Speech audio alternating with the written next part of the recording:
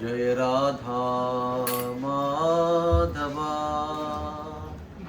कुंज बिहारी जय राधा माधव कुंज बिहारी जय राधा माधवा कुंज बिहारी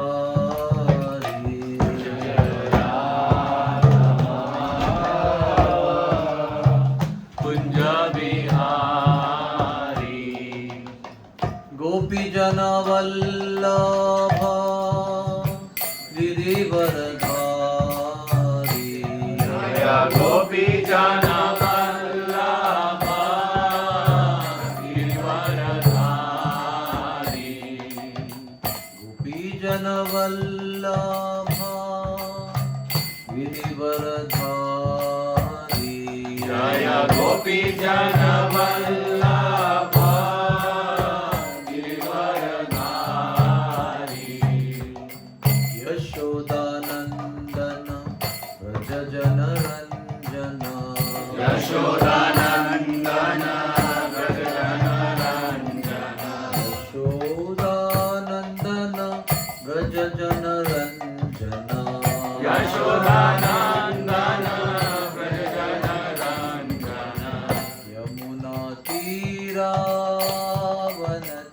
तीरावनचारी यमुना तीरा वनचारी यमुना तीरावनचारी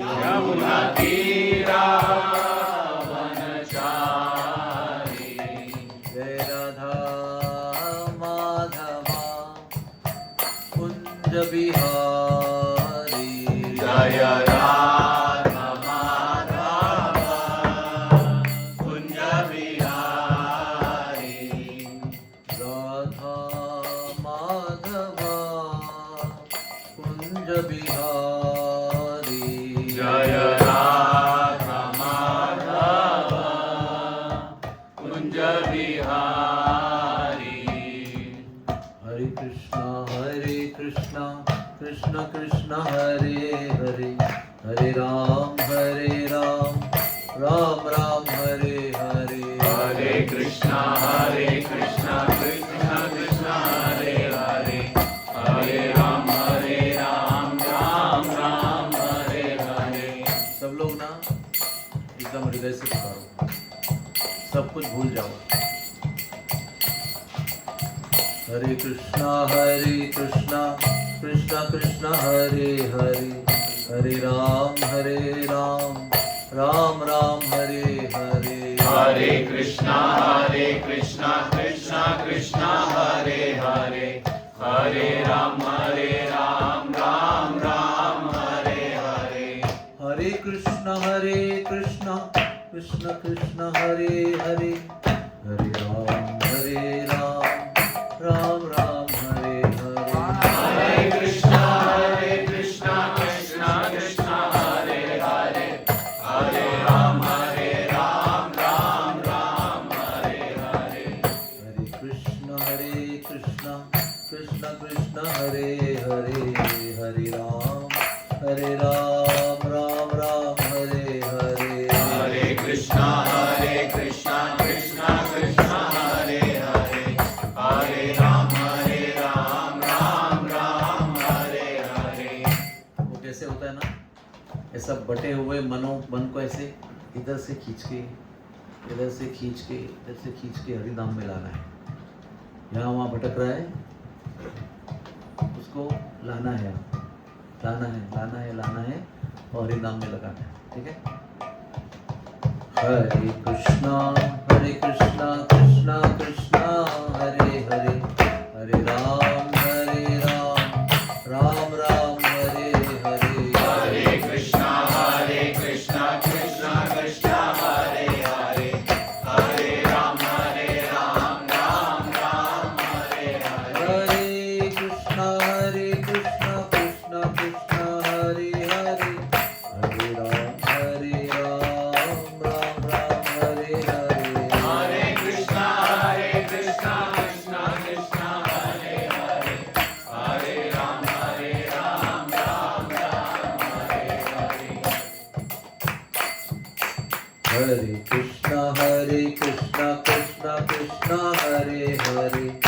हरे राम राम राम हरे हरे हरे कृष्णा कृष्णा कृष्णा हरे हरे हरे राम राम राम हरे हरे गोविंद जय जय गोपाल जय जय गोविंद जय जय गोपाल जय जय गोविंद जय जय गोपाल जय जय गोविंद जय जय गोपाल जय जय हर हर हरि गोविंद जय जय रमण हरि गोविंद जय जय सब लोग भगवान राधा रमण को अपना ध्यान करें। राधा रमण हरि गोविंद जय जय रमण हरि गोविंद जय जय राधा रमण हरि गोविंद जय जय रमण हरि गोविंद जय जय जय राधा रमण हरि गोविंद जय जय जय जय राधा रमण हरि जय राधा रमण हरि जय जय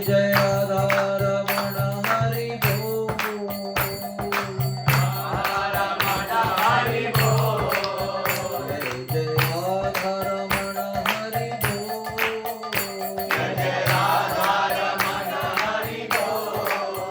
जय जय राधा रमण हरि जय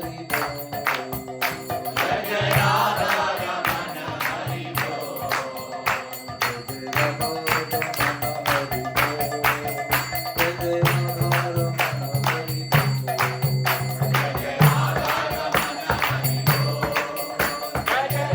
रमण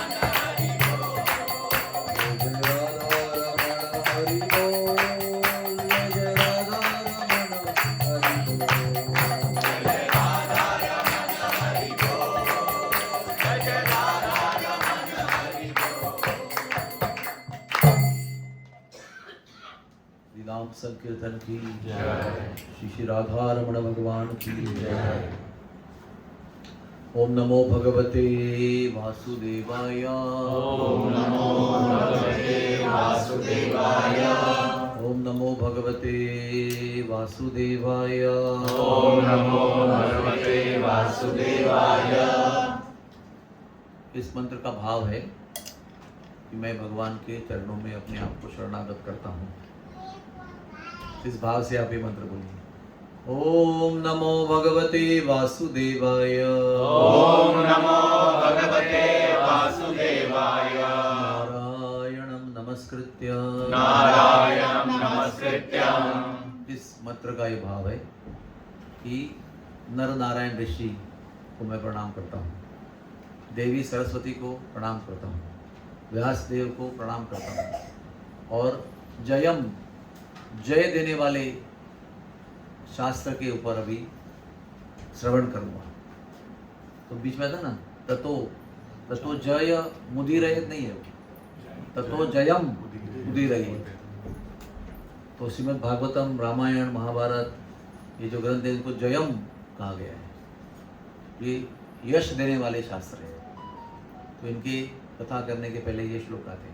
नारायणं नमस्कृत्य नारायणं नमस्कृत्य कृत्यम नहीं है, नारायणं नमस्कृत्य नारायणं नमस्कृत्य नरं चैव नरोत्तमं नरं चैव नरोत्तमं देवीं सरस्वतीं व्यासं देवीं सरस्वतीं व्यासं ततो जयम् उदीरये ततो जयम् उदीरये नष्टप्रायेषु अभद्रेषु नष्टप्रायेषु अभद्रेषु नित्यं भागवत सेवया नित्यं भागवत सेवया भगवतीरुत्तमश्लोके भगवतीरुत्तमश्लोके भक्तिर्भवति नैष्टिकी भक्तिर्भवति नैष्टिकी कृष्णाय वासुदेवाय कृष्णाय वासुदेवाय देवकी नंदनाय च देवकी नन्दनाय च नन्दगोपकुमाराय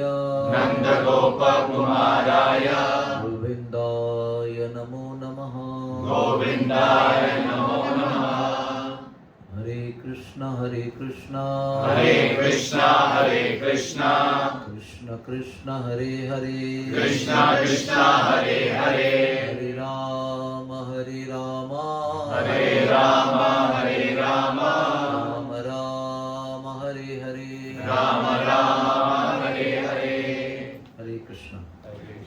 आप सबका आज स्वागत है यहाँ पर। हरे कृष्ण। एक श्लोक हम भगवद गीता का लेंगे और बाकी की जो कथा है वो डायरेक्टली इस श्लोक से जुड़ी नहीं होगी लेकिन संबंधित है।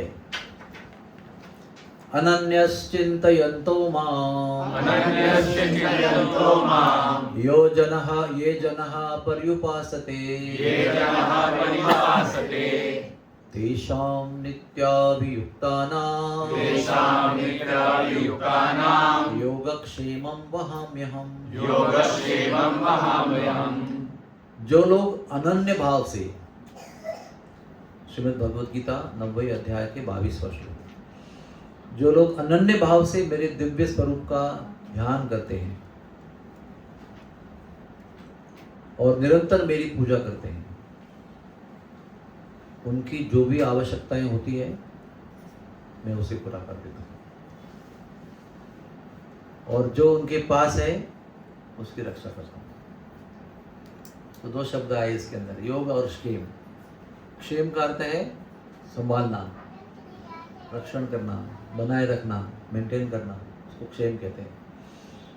और योग का अर्थ है, कई योग के कई अर्थ हैं। संस्कृत भाषा की कोई डिक्शनरी नहीं है। कारण क्या है कि संदर्भ के अनुसार सारे शब्दों का अर्थ बदल जाता है। अभी आप ऋषिकेश में आके योग बोलोगे तो वो अष्टांग योग, आसन, प्राणायाम, ध्यान, धारणा। और यहाँ पर आओगे वृंदावन में तो योग का अर्थ है भक्ति। और वर्ड टू वर्ड मीनिंग है यूज, यानी जोड़ना, किसी से जुड़ जाना। और परम अर्थ है भगवान से जुड़ जाना, है ना। और यहाँ पर यह अर्थ है जो नहीं है उसको प्राप्त करना। ऐसा योगा योग हो गया, यानी कोइंसिडेंस ऐसा हो गया। तो कोइंसिडेंस भी योग का और एक अर्थ है। कहते हैं ना, कर्म धर्म संयोग से आज हमारी मुलाकात हुई है। ऐसा प्लान तो नहीं था, लेकिन कर्म धर्म संयोग से आज हमारी मुलाकात। तो योग का ये भी अर्थ हो गया। और योग का यहाँ पर जो अर्थ अपेक्षित है वो ये है कि वो प्राप्त करना जो नहीं है हमारे पास। तो भगवान हमारा योग भी करते हैं और क्षेम भी करते हैं, यानी हमारे पास जो नहीं है वो देते हैं और जो हमारे पास है उसको संभाल के रखते हैं, मेंटेन करते हैं। तो क्या हमारे पास नहीं है? गाड़ी नहीं है, बंगला नहीं है, मुख्यमंत्री पद नहीं है, क्या वो देते हैं उसको? नहीं, वो तो आपको कर्मों के अनुसार मिलेगा, वो फ्री में नहीं मिलता है। जो भी आपके कर्म में नहीं थे, अच्छा बुरा, वो आपको उसका अनुसार देने वाले बहुत एजेंट हैं। वो अपने एजेंट अपना काम करते रहते हैं। फिर ये क्या देते हैं? आपके भक्ति के लिए क्या अनुकूल है, आपके भक्ति के लिए आपके पास क्या नहीं है, उनसे मिलने के लिए आपके पास क्या कमी है, उन तक पहुंचने के लिए क्या कमी है, उस योग को सिद्ध करते हैं, वो योग देते हैं। और आपके भक्ति के लिए क्या अनुकूल है वो आपके पास रखते हैं। और बाकी क्या क्या करते हैं? तस्याहम अनुगुणामि हरिष्ये तद धनम शनै। सब जो मुझ पर प्रेम करता है, महाभारत में बोलते हैं भगवान, सब मैं छीन लेता हूँ उनसे। यहाँ बोलते हैं मेंटेन करता हूँ, वहाँ बोलते हैं छीन लेता हूँ। तो इसमें विरोधाभास है क्या? तो डिफ्रेंसिएशन है? नहीं है, बिल्कुल परफेक्ट बोल रहे हो। आपको आपके भजन के लिए जो अनुकूल है वो मेंटेन भी कर रहे हैं और नहीं वो दे भी रहे हैं, और आपके भजन के लिए जो प्रतिकूल है, आपका अच्छा नहीं है, वो जो भी होगा तो भी छीन लेंगे आपसे। प्रभुपाद का सब कुछ छीन लिया ना उन्होंने, पूरा फैक्ट्री में घड़ी तक छीन लिया। अलार्म क्लॉक होता है ना, वो जो रखते नीचे, उसको ऊपर दबाते हैं तो बंद हो जाता है, ऊपर से ट्री बजता है ना, उधर वो भी चुरा लिया। दीवार पे लगाया फोटो भी चुरा लिए, सब कुछ एवरीथिंग चोरी हो गई। तो जब प्रभुपाद जी आए और देखा तो उन्होंने कहा कि वो हंस पड़े और वही श्लोक बोले, तस्याहम अनुगुणामि हरिष्ये तद्धनम तव शनैः। सब कुछ छीन लेता हूँ। वो घटना ऐसी है कि कोई माथा पीट के रोना चाहिए, है ना। एक अच्छा खासा बिजनेस था, वो सब खत्म हो गया, पूरा लूट लिया गया। तो भक्त समझता है कि ये मेरे लिए अच्छा है इसलिए भगवान छीन रहे हैं, यानी मेरे लिए अच्छा नहीं है इसलिए ये अच्छा कर रहे हैं, सब कुछ छीन के मुझसे उसे फ्री कर रहे हैं। फिर आध्यात्मिक जीवन में गए, झांसी में गए, लीग ऑफ डिवोटी स्थापन किया, इतना प्रचार किया, रेंट पे किसी बड़े व्यक्ति के घर पे रहे, शायद मुंशी थे वो, के मुंशी, आई डोंट नो। तो उनकी पत्नी बहुत पॉलिटिकली एक्टिव थी, तो उन्होंने कहा कि खाली करो, मुझे जगह चाहिए। कुछ उनको विमेंस का प्रोग्राम करना था वहाँ पर, तो खाली निकलना पड़ा वहाँ से। तो अभी बोले भक्ति में कर रहे हैं कोई अच्छा, तो उसको कुछ छीन रहे नहीं। भक्ति में जो कर रहे हैं वो छोटा छीन के बड़े का मौका दे रहे हैं। अगर वहाँ पर बस जाते तो कभी अमेरिका नहीं जाते। तो तभी उनको समझ में नहीं आया कि ये सब इतना बसा बसाया मेहनत किया हुआ छीना क्यों जा रहे हैं, लेकिन अंदर निष्ठा थी कि ये भी अच्छा है। और ये निष्ठा जब होती है ना तो भगवान भी इंस्पायर हो जाते हैं और करने के लिए। तो आपको है,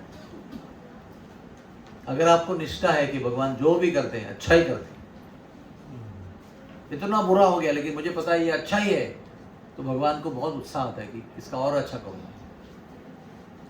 और आप उसके साथ जूझ रहे हो, समझो स्ट्रगल कर रहे हो, क्यों भगवान ऐसे क्यों कर रहे हैं आप, तो भगवान थोड़ा सा सहमे जाते हैं, भाई क्या करूँ, जरा सा तो एक्सेप्ट नहीं कर रहे, what to I should do. तो दूसरा इंस्टॉलमेंट देने के लिए थोड़ा हिचकिचाते हैं। वो तो उत्सुक है बहुत, लेकिन आप ऐसे रिएक्ट कर रहे हो तो थोड़ा हिचकिचाते हैं, थोड़ा सा अभी रुक जाता हूँ और संभल लें दो उसको। लेकिन प्रभुपाद जी डिस्टर्ब नहीं हुए, अच्छा गुड। अमेरिका भी गए तो भी कुछ भी नहीं है उनके पास। कभी कभी उनका फोटो दिखता है, एक उदास फोटो, वो दिखाते हैं कि वो कितने परेशान थे, लेकिन वो तो कह रहे हैं कि I was never not with my guru, I was always with my guru. तो बाह्य स्थितियाँ अलग होती है, अंदर की स्थिति अलग होती है, और अंदर की स्थिति क्या है उसके ऊपर भगवान का रिस्पॉन्स होता है। बाह्य स्थिति तो हमेशा बदलती रहती है, कभी कांस्टेंट रहते, बताओ, नेवर इट इज कांस्टेंट। तो यहाँ पर भगवान बता रहे हैं कि ये वो किनके लिए करते हैं, अनन्यस चिंतयन्तु माम, सबके लिए नहीं करते वो। आप बोलेंगे इतना पार्शियल क्यों है वो, क्योंकि जो अनन्य चिंतन नहीं करते उनका 50% करते हैं, तो बचा हुआ 50% कुछ और करते होंगे ना। ग्लास में अभी रखा है इधर पानी, आधा ग्लास भरा होगा तो आधा ग्लास खाली है क्या, उसमें हवा है, और भरोगे तो हवा निकल जाएगी लेकिन ग्लास ऑक्यूपाई रहेगा।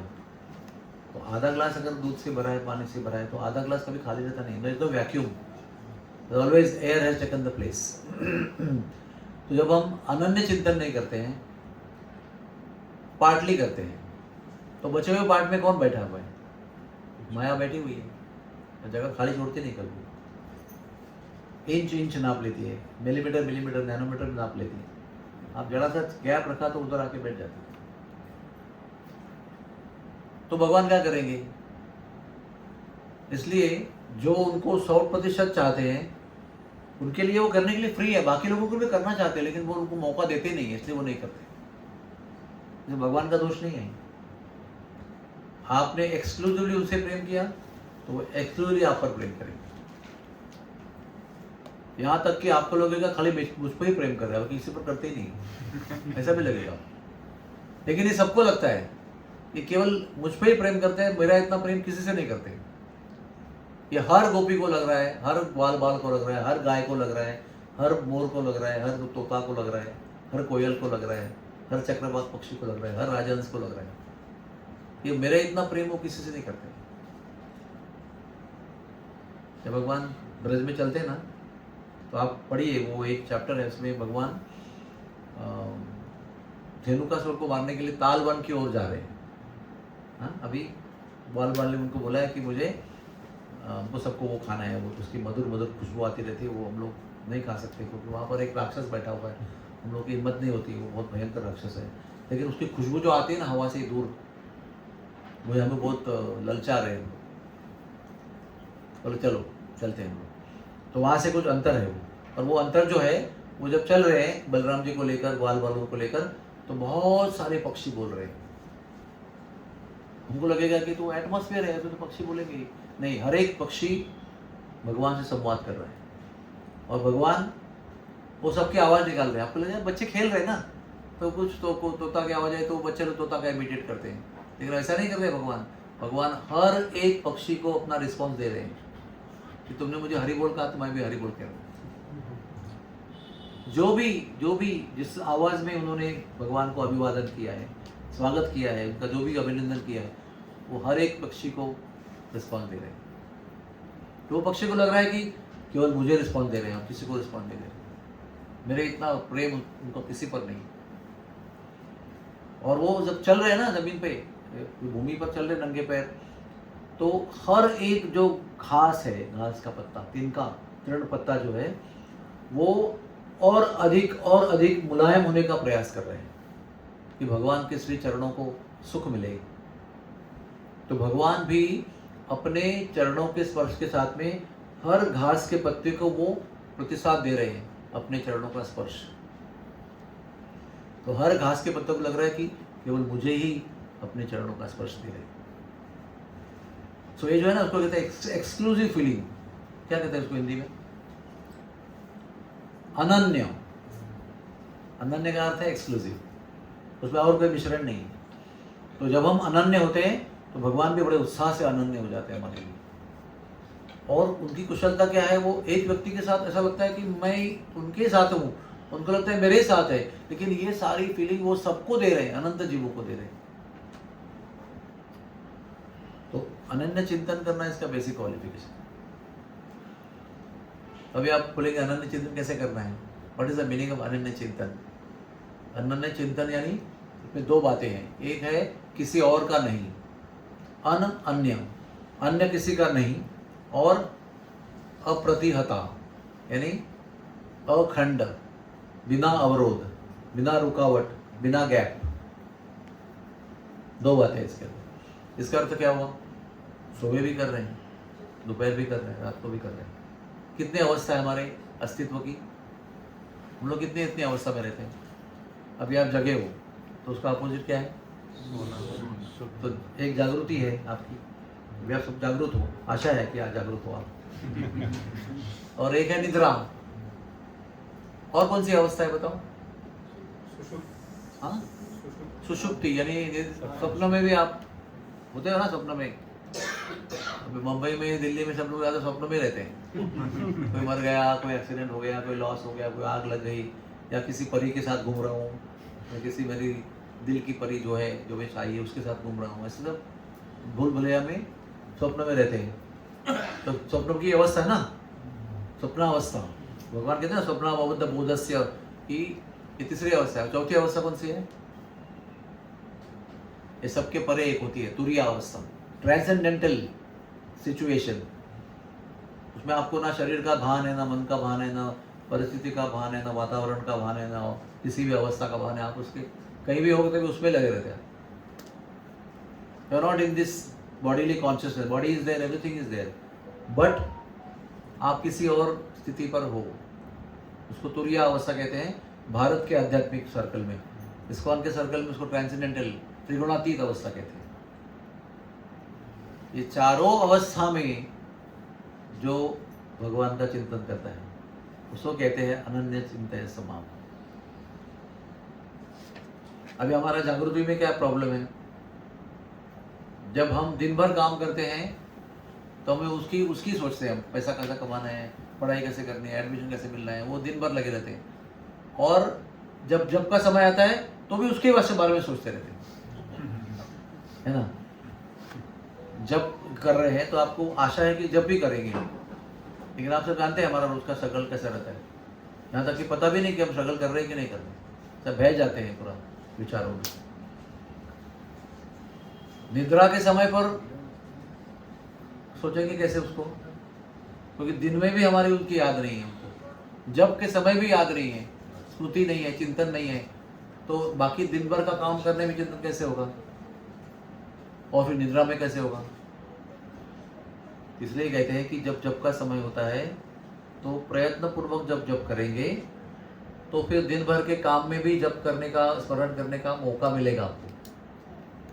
अभ्यास होगा सुबह जप करने के समय उनका ही स्मरण करना और कोई स्मरण नहीं करना, तो वो अभ्यास से दिन भर के काम जो है, खाना बना रहे हैं, काम पे जा रहे हैं, ऑफिस जा रहे हैं, यहाँ कर रहे हैं, उसमें भी स्मरण होने की संभावना है। अभी मैं आपको और एक योग का अर्थ बताता हूँ, सब लोग ध्यान से सुनना, हाँ, आपके काम की चीजें। योग का अर्थ है जो आप कर रहे हो उसमें मन लगाना। अभी खाना बना रहे हो तो खाने में ही मन रहना चाहिए, उसमें एकाग्र होकर करना चाहिए, उसको योग कहते हैं।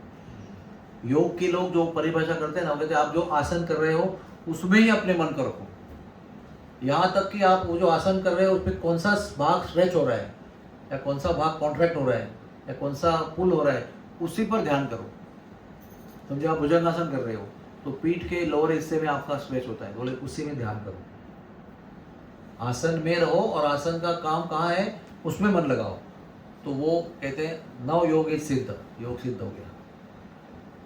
और हमारा उसके ऊपर क्या कहना है कि जहाँ जो काम कर रहे हो उसमें मन लगाओ और वो कृष्ण भावना भावित मन लगाओ। जैसे कि भोजन कर रहे हो, है ना, तो भोजन के समय यहाँ वहाँ की गप्पे मत लगाओ, पॉलिटिकल बातें मत करो, इधर उधर दुनिया भर की बातें मत करो। जो प्रसाद आपके सामने है उसका आस्वादन करने में अपना मन लगाओ। एक हो गया पार्ट 1, और पार्ट 2 क्या है, ए शाका कृष्ण आस्वादी लो, ये कृष्ण ने खाया हुआ अन्न है, तो उनका प्रसाद है, उनकी कृपा ग्रहण कर रहा हूँ, तो उसमें दूसरा लेवल आ गया ना उसका। तो हमारा चैलेंज क्या है इस दुनिया में कि हम जो भी करते हैं उसमें हमारा मन कभी रहता नहीं, किसी अन्य चीज में लगा रहता है। परेशानियां अधिक होती है उसमें मन लगा रहता है, या तो और कोई अट्रैक्शन है, हमारा आकांक्षा है, यानी वो हासिल करना है, ये हासिल करना है, वो गाड़ी कब लेंगे, यानी जो नहीं है उसके विषय में उसमें लगा रहता है, और जो काम कर रहे हैं उसमें मन नहीं रहता है। सबसे बड़ा प्रॉब्लम हमारा यही है। तो फर्स्ट स्टेप है कि भटके हुए मन को अपने की करते हुए काम में लेके आना, और दूसरा एक बार लेके आने में सफल हो गए तो वो कृष्ण के लिए करना, वही मन को कृष्ण के लिए उसे करने में लगाना। ये एक लेवल का योग है और सेकंड लेवल का योग है। और जो व्यक्ति ये बिना कृष्ण के भी कर सकता है वो बड़ा अचीवमेंट है। कृष्ण कॉन्शियसनेस में करना तो बहुत अच्छा ही है, लेकिन बिना कृष्ण कॉन्शियसनेस में भी अगर करेगा तो वो एकदम शांत हो जाएगा। विकल्प कब एक क्या कहते हैं, डिस्टर्बेंस कब होता है, जब मन कहीं भटक रहा है, आप कुछ कर रहे हो ना, काम ठीक से हो रहा है ना, मन कहीं यशस्वी काम कर रहा है, कुछ भी नहीं कर रहे। किसी भी कार्य को यश तब प्राप्त होता है जब आपका पूरा मन उसमें लगा हो। प्रसाद का भी पूरा लाभ तब होता है जब आपको उसका मन उसके अंदर है, कृष्ण का ध्यान करते हैं, उसको ग्रहण कर रहे हैं। और फिर उसके बाद में फिर वो आप गुलाब जामुन नहीं खाएंगे, ना रसगुल्ला खाएंगे, ना जलेबी खाएंगे, केवल कृष्ण प्रसाद ही खाएंगे। उसका डिफरेंशिएशन भी खत्म हो जाएगा। इतना आपका योग सिद्ध होगा कि वो आप डिफरेंशिएट भी करना भूल जाएंगे कि मैं क्या खा रहा हूँ। आप खाएंगे भी कृष्ण प्रसाद के रूप में, लेंगे भी कृष्ण प्रसाद के रूप में। ये मत दो, ये दो, ऐसा ही खा, क्या लोगे सर, और ये दो, यही करने वाला दे दो, ये दे दो, वो भी नहीं करेंगे आप। इस प्रकार से हमारा अनन्य चिंतन होगा ना, तो वो भी दिन का बता दिया आपने। सुबह अपने कर लिया, फिर सुबह अगर यशस्वी तरीके से कर लिया पूरा मन लगा के, तो आपको दिन में काम करते करते करते उनका चिंतन करना संभव होगा। और ये संभव है, निश्चित रूप से संभव है, ये मत समझना कि वो इम्पॉसिबल है। और अगर आप दिन भर उसमें सुबह के यश के बाद दिन भर लगे रहे इस चिंतन में भगवान के, तो आपको स्वप्न में भी, पहले निद्रा में भी और स्वप्न में भी उन्हीं का चिंतन करेंगे। हमारे गोपाल कृष्ण महाराज कैसे, परम पूज्य गोपाल कृष्ण महाराज नींद में भी आरती का एक वीडियो आया था। क्योंकि दिन में जब वो जागृत हैं, जगे हुए हैं, तभी वो सदैव उसी चिंतन में हैं।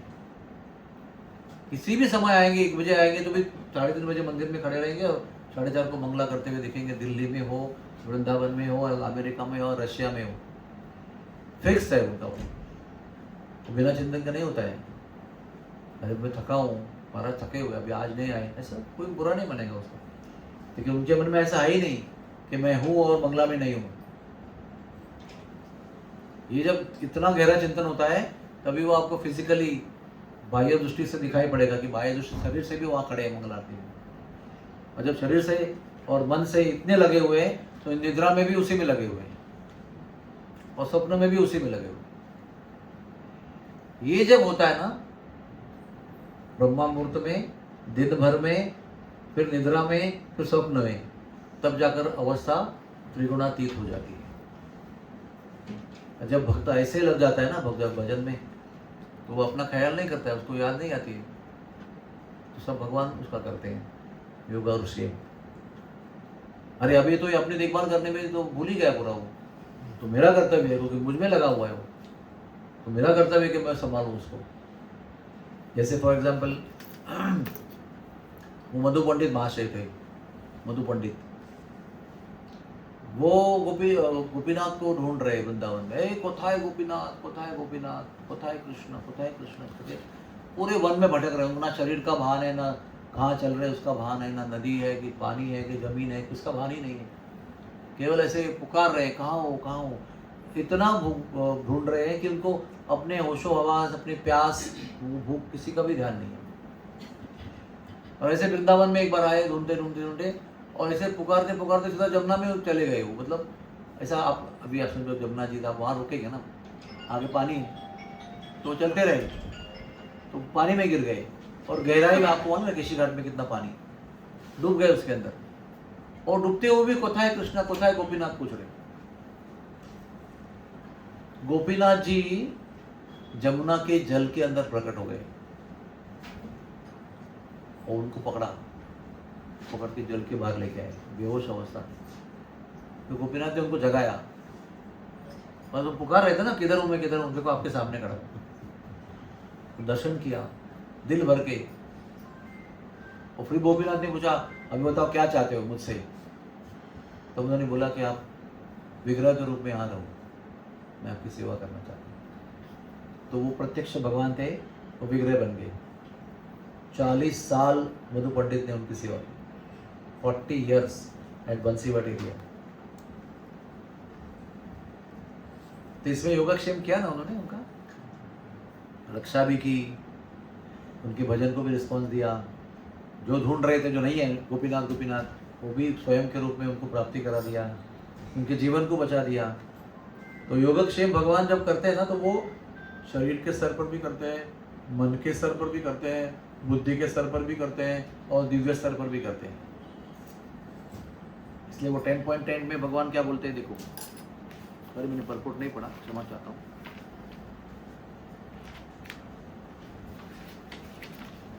देखो, तेषाम सतत युक्ता नाम, वही श्लोक है। सतत युक्ता नाम मतलब क्या, कभी खंड नहीं उसके। तेषाम सतत युक्ता नाम भजता प्रीति पूर्वकम, जो प्रेम से मुझे सदैव भजते रहता है। भजन का जरूर नहीं कि हर टाइम आप आरती लेके खड़े रहो या दीपक लेके खड़े रहो या फूलों की माला बनाओ। भजन मन से भी होता है। जो ब्रज के होते हैं ना हिरन, वो कहते हैं केवल आंखों से भगवान की आरती उतारते हैं। मुड़ मुड़ के भगवान को देखते हैं, और सुखदेव जी लिखते हैं कि वो आंखों से भगवान की आरती उतार रहे हैं। ना उनके पास दीपक है, ना उनके पास अगरबत्ती, ना माचिस है, उनके पास घंटी, कुछ नहीं है, लेकिन भगवान उनकी आंखों से, नेत्रों से की हुई पूजा को स्वीकार करते हैं, है ना। तो तेषाम सतत युक्तानाम भजताम प्रीतिपूर्वकम, ऐसे लोगों को मैं क्या करता हूँ, ददामी बुद्धि योगम का, जो मेरा निरंतर भजन करते हैं, प्रेम से करते हैं, मैं उनको ना ऐसी बुद्धि देता हूँ जिससे मुझे कैसे प्राप्त करना है उनको पता चलता है। कोई कोर्स नहीं करते हो 6 दिन का, तो अंदर से मैं बताता हूँ कि मेरी कैसी प्राप्ति करनी है। पहले वो देखते हैं कितना चाहते हैं मुझे, और उनको कन्विंस हो गया कि मुझे चाहते हैं, तो तुरंत ददामी बुद्धि योगम तम, मैं देता हूँ, ददामी, मैं बुद्धि ऐसे देता हूँ जिसके माध्यम से वो मुझे कैसे प्राप्त करना है वो समझ जाते हैं और तुरंत उसी रास्ते में चले जाते हैं। ददामी बुद्धि योगम तम ये न माम उपयांति ते, क्या उसका अर्थ है, ये न यानी जिससे वे माम मुझको उपयांति प्राप्त करते हैं, ये न माम उपयांति ते, ये हम सबको लागू है। बार बार पूछते ना, अरे भगवान है क्या, इतना सब हो रहा है हमारे जीवन में, विध्वंस हो रहा है, भगवान है क्या, है तो कहाँ है, इधर क्यों नहीं है। आप कहाँ पर ततो युक्तानाम भजताम प्रीतिपूर्वक स्थिति में हो, जब उस स्थिति में हम नहीं है तो फिर कौन उसको कंट्रोल करता है, माया देवी और अन्य देवता जिनको काम दिया है वो हिसाब किताब देखते हैं। और आपने उनको प्रीतिपूर्वक भजन किया तो सारा चार्ज जो अन्य लोगों के पास है तो भगवान अपने आप में ले, चार्ज उनके पास ही दिया हुआ है, सबको बांट के दिया हुआ है, इंद्र को, चंद्र को, सूर्य को, यमराज, जिनको जिनको अपना अपना ड्यूटी आपके के लिए बांट के दिया है, अपना अपना काम बढ़िया से करते हैं, आपका कर्म देखते हैं और करते रहते हैं।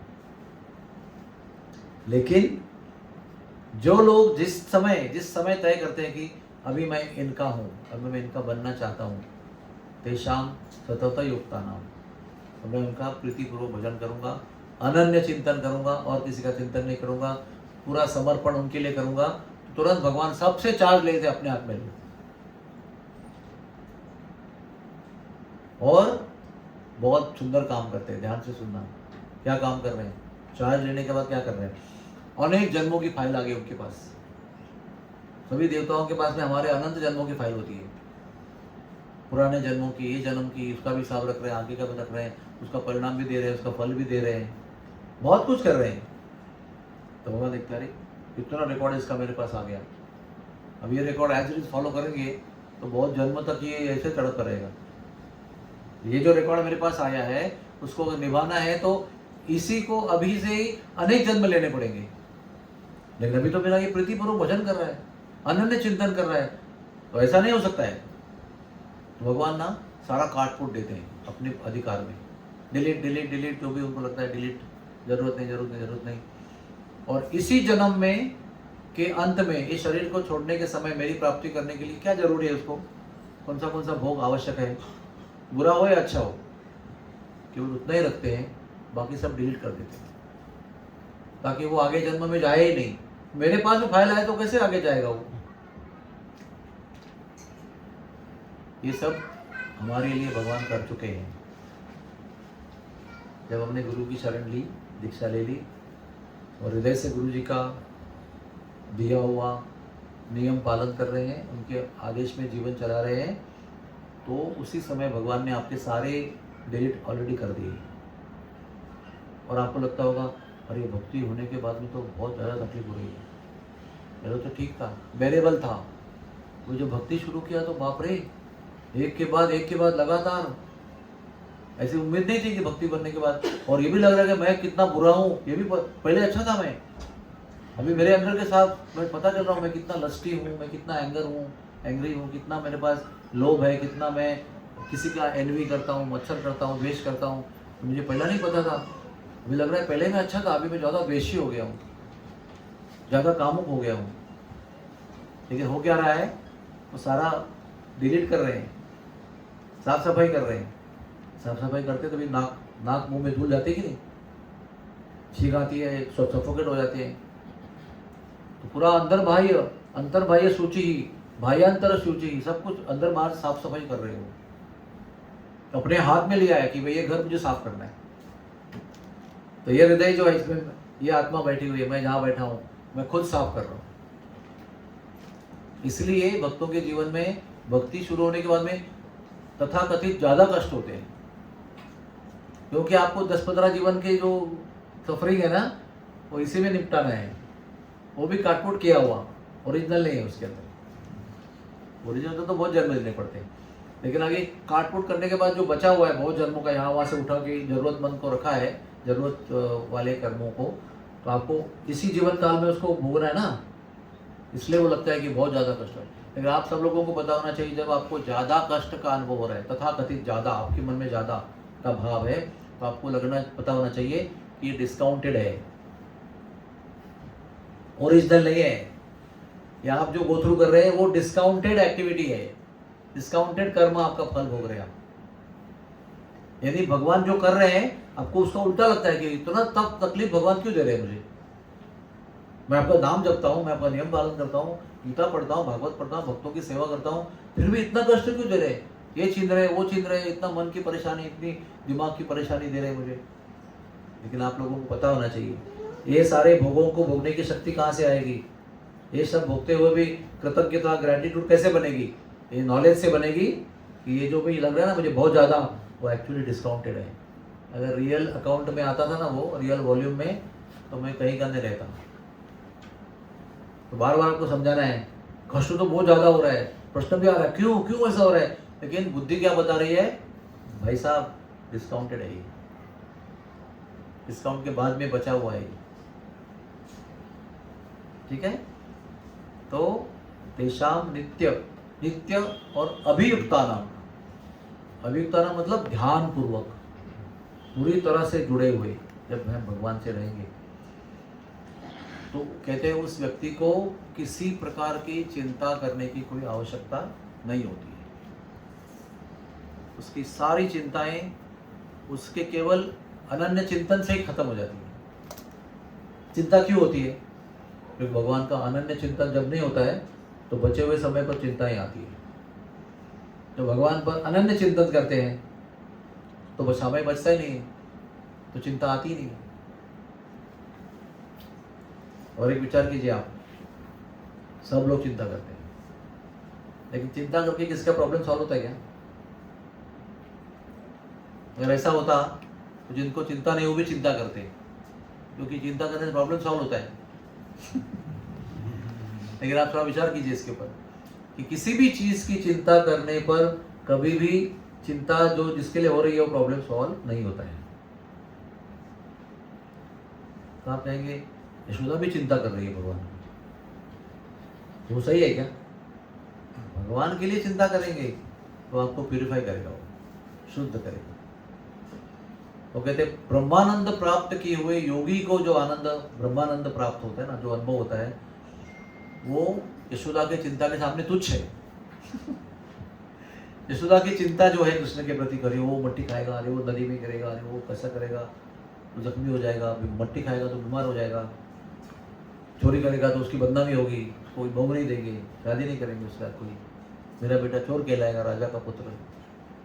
ये जो उसकी चिंता है, जो भी अरे बाप रे अगर पेड़ और उसके ऊपर गिरते तो वो मर जाता, 1 इंच से बच गया, उसके बाजू में गिर गए 2 पेड़, ये जो चिंता है उनकी, प्रभुपाद जी बताते हैं कि वो योगियों को जो परम उच्च स्थिति में जो ब्रह्मानंद की प्राप्ति होती है, उससे हजारों गुना बड़ा ब्लिसफुल सिचुएशन है, क्योंकि उसमें अनन्य चिंतन है भगवान का। जब चिंता को भगवान में रिपोज करते हैं हम, चिंता के विषय को भगवान बनाते हैं, तो फिर कोई चिंता होती नहीं। और जब भगवान को छोड़कर बाकी विषय में चिंतन करते हैं तो वो चिंता आपको चिंता को ही पहुंचाएगा, और वो चिंता जो आप भगवान के छोड़कर प्राप्त करते हैं वो आपको बहुत जल्द चिता की ओर लेके जाएगा। ध्यान रखना होगा। तो और जो भी भगवत गीता में लिखा है ना, वो सब मुमकिन है। भगवत गीता भगवान ने अर्जुन को फ्रस्ट्रेट करने के लिए सुनाई। यानी फॉर एग्जाम्पल, आपके पास कोई आया व्यक्ति, वो बोला कि मेरा एक काम करा दो, आप प्लीज साइन कर दो, मेरा सैंक्शन कर दो, और आप उसको बोलेंगे आप चांद को लेके आओगे ना तो मैं साइन कर दूँ। उसका मतलब क्या हुआ? कभी भी नहीं करना है। यानी ऐसा बोल रहा है व्यक्ति वो कि आप चांद तोड़कर लाओगे तो मैं फिर आपका काम करूँगा, यानी get lost from here, I will not do your work. भगवान कभी ऐसा नहीं करते। वो जो गरुड़ जी थे ना, वो दास्यता में थे अपने सौतेली माँ के, अपनी माँ के साथ सौतेली माँ के दास्यता में थे, आजीवन दास्यता। गरुड़ जी और मिनता जी कद्रू की दासी बने हुए थे, दास और दासी। तो कद्रू को माता को गरुड़ ने पूछा, भैया ये कब तक दास्यता करेंगे? मेरे जन्म के पहले से ही आप दासी थे, मेरा जन्म हुआ तो मैं भी ऑटोमेटिक दास बना, क्योंकि मैं आपका पुत्र हूँ। भैया कब तक चलेगा? तो भैया ने कहा, जिन्होंने दास्यता दी है वही उसका उत्तर दे सकते हो। दास्यता कद्रू ने दी है, आपके मौसी ने या सौतेली माँ ने दी है, तो आप उनसे पूछो जाके। तो उनसे पूछने गए, भैया कभी दास्यता से मुक्त करोगे? तो उसने क्या उत्तर दिया होगा? चंद्र देवता के कस्टडी में, चंद्रलोक में जो ब्रह्मा जी ने अमृत जो समुद्र मंथन से प्राप्त किया गया था, वो जो रखा है सुरक्षित, चंद्र की कस्टडी में है वो। चंद्र देवता इज द कस्टोडियन ऑफ अमृत, यानी जितना मंथन के बाद में प्राप्त हुआ पिया, बचा हुआ बोला स्टोर करो, जब चाहे तब पिला देना, लेकिन आपको रखना है उसको। तो वो अमृत आप लेके आएंगे तो आप दास्यता से मुक्त हो जाएंगे। इसका मतलब क्या है? कभी नहीं होंगे। और लेकिन जिसको कह रहे थे वो गरुड़ जी थे, उनको लगा कि ये तो बच्चा है, मेरे सामने मेरी बहन का लड़का है, सौतन का लड़का है, क्योंकि दोनों बहनें भी थी और सौतन भी थी। उनको मुक्त करने का कोई प्लान नहीं था उनको, तो ऐसा बोल दिया। उनको क्या पता गरुड़ जाके स्वयं अमृत लेके आएंगे। पूरा महाभारत में कुछ 15-20 अध्याय है गरुड़ महात्म्य। पूरा अशक्य काम जो था, इम्पॉसिबल काम था, वो दंग रह गई। बाप रे, अमृत लेके आया, तो मुक्त करना ही पड़ेगा, क्योंकि मैंने बोला था उसको दास्यता से मुक्त। तो मैं ये कह रहा था कि भगवान जो भी गीता में कह रहे हैं ना, तेषाम सतत युक्ता नाम या अनन्य चिंतयन्तु माम या सर्वधर्मं परित्यज्य, जो भी कह रहे हैं वो आपके लिए इम्पॉसिबल है, वो नहीं कह रहे। वो आप जो कर सकते हो और उसके बाद रिस्पॉन्स में भगवान भी वो कर सकते हैं जो उन्होंने वादा किया है, वही आपको बता रहे हैं। क्योंकि यहाँ पर गरुड़ पर प्रेम नहीं है, मतलब दास है मेरा, क्या है उसको, उसकी क्या सुनना है रिक्वेस्ट को। लेकिन यहाँ पर भगवान आप पर प्रेम करते हैं, आप उनके अंश हैं। आप जानो ना जानो, लेकिन वो आप पर अनंत प्रेम करते हैं। जितना समझते हो आप वो करते हैं, उससे कई गुना अधिक प्रेम हम पर करते हो। कभी कभी उनको लगता है ना, क्या भगवान देख रहे क्या मुझे? लिटरली यार, मेरे को देखते हैं कभी वो क्या, और इतना देखते तो इतने बड़े जीवन में कष्ट कैसे होता?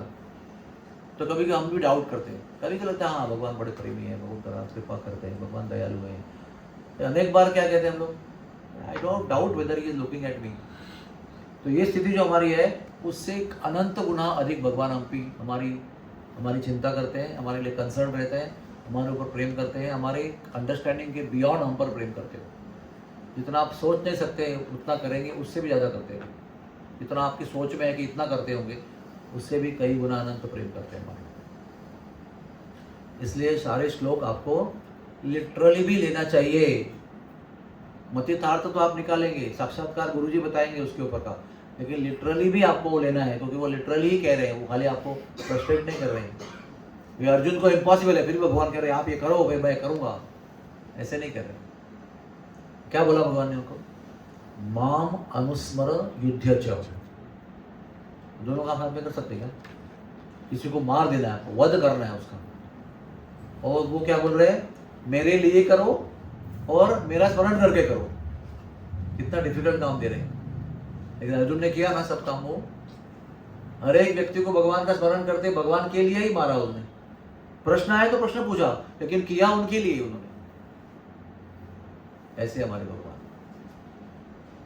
और हम लोगों को जब भजन करते हैं, उनका नाम लेते ना, उनको ये श्रद्धा होनी चाहिए कि वो हमारे साथ हैं और हमें निजी रूप से हमको देख रहे हैं।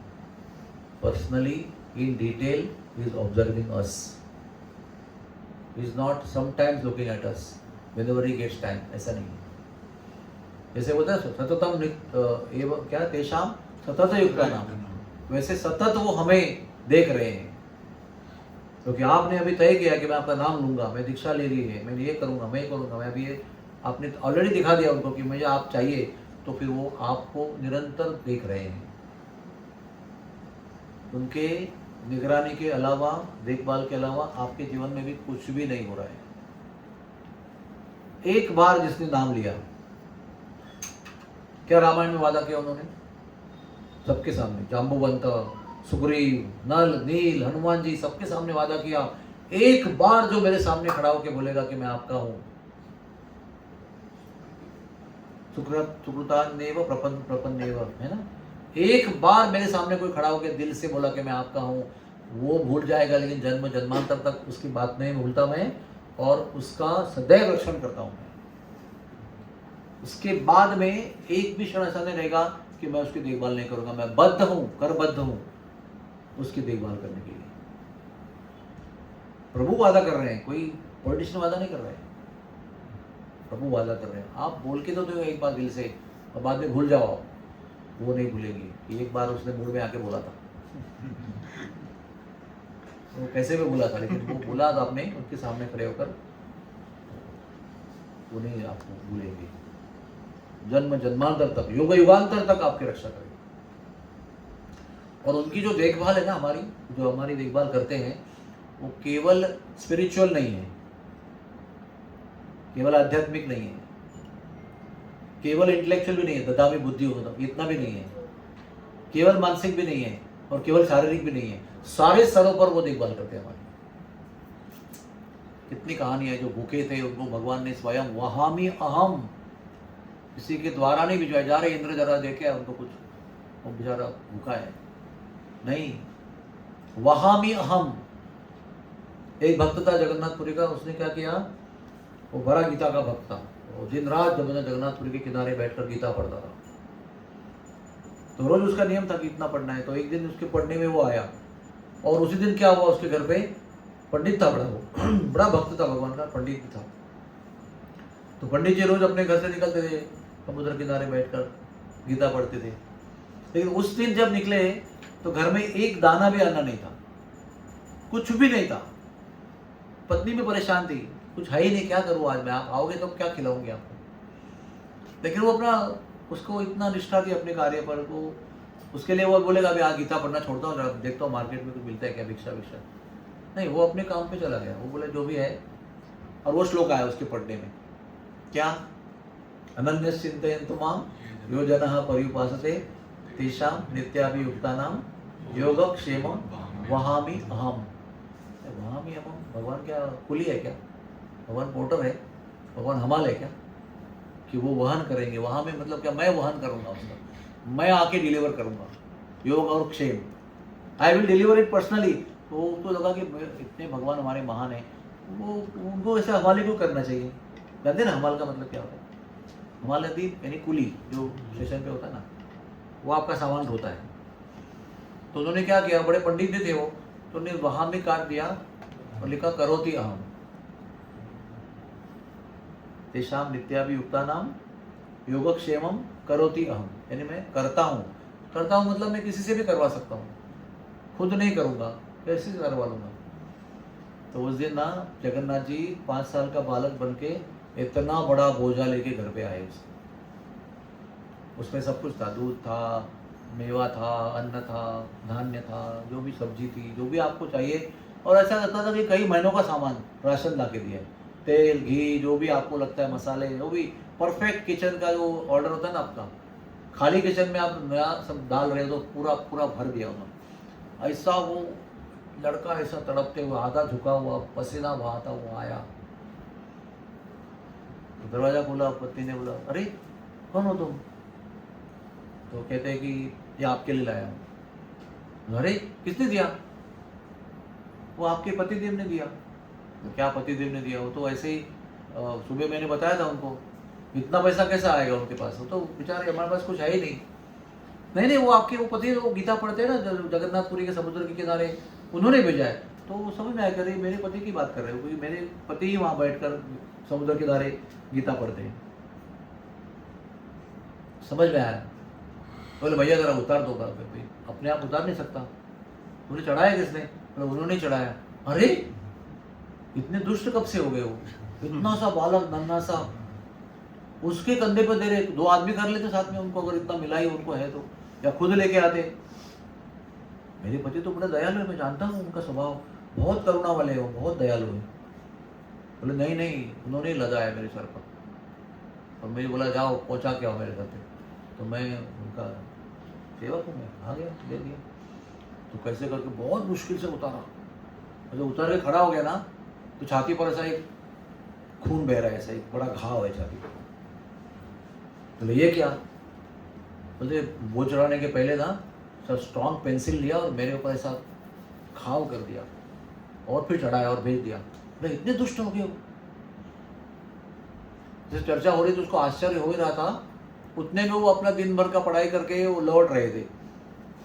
तो ये बोल रहे अभी, अरे बेटा तुम इतना थक गए, उतना पसीना बहा रहे, भूखे तो होंगे, थोड़ा जल पियो, थोड़ा सा मैं बनाती हूँ, तुमने लाया हुआ सामान उसको आप पा लो, फिर खा के चले जाओ। आपने इतना मेहनत की है, पता नहीं मेरे पति को आके पूछूंगी मैं, इतना कष्ट कैसे दिया आपने, इतना दुष्ट कैसे बने आप। लेकिन अभी जाने दो, वो बाद में आएंगे, अभी पहले आप खा तो लो। तो उसने देखा कि वो पंडित जी आ रहे हैं अपना पाठ करके। बोले मैं जल्दी जल्दी में हूँ, जरा बाद में आता हूँ, मैं बाद में आके पाऊँगा, आप बनाओ, मैं रखूँ, मैं आता हूँ। और वो उनको मिलना नहीं था उनको। वो आने के पहले ही भाग गए और तुरंत वो गया और वही आ गए अंदर। और देखा तो इतना सामान पड़ा है घर पे, इतना राशन, इतना प्रोविजंस। तो वही पूछते हैं किसने लाया? बोले क्या आप ही पूछ रहे हो, आप ही बच्चे को इतनी निर्दयता से सामान लाते हो, आप ही भेजते हो और उसको जख्म भी करते हो, ऊपर से पूछते हो किसने दिया, कैसे हो आप ऐसे? बोले किसने ला के दिया? बोले बालक था, ऐसा था वैसा था, सब बता दिया। बोले सब कुछ ओके है, लेकिन उसने आप उस छाती पर उसके घाव क्यों किया? तब उसको अंदर साक्षात्कार हुआ कि मैंने भगवत गीता के किताब पर वो लाइन लगाया था, वहाँ में को निकाल कर करोति कर दिया था, वो भी भगवान ने अपने ऊपर झेला।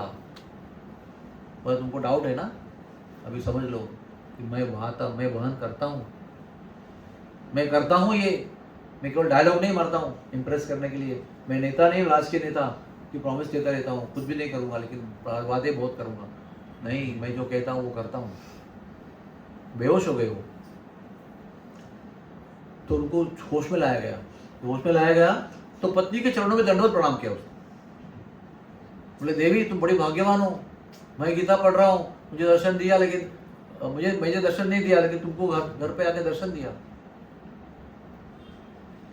उन्होंने नहीं लादा था उसके ऊपर, वो तो गीता पढ़ रहे हैं, वो तो ऐसे ही बातें बना रहे हैं कि उन्होंने लादा था, उन्होंने घाव किया, सब कुछ, उनको कुछ भी पता नहीं है।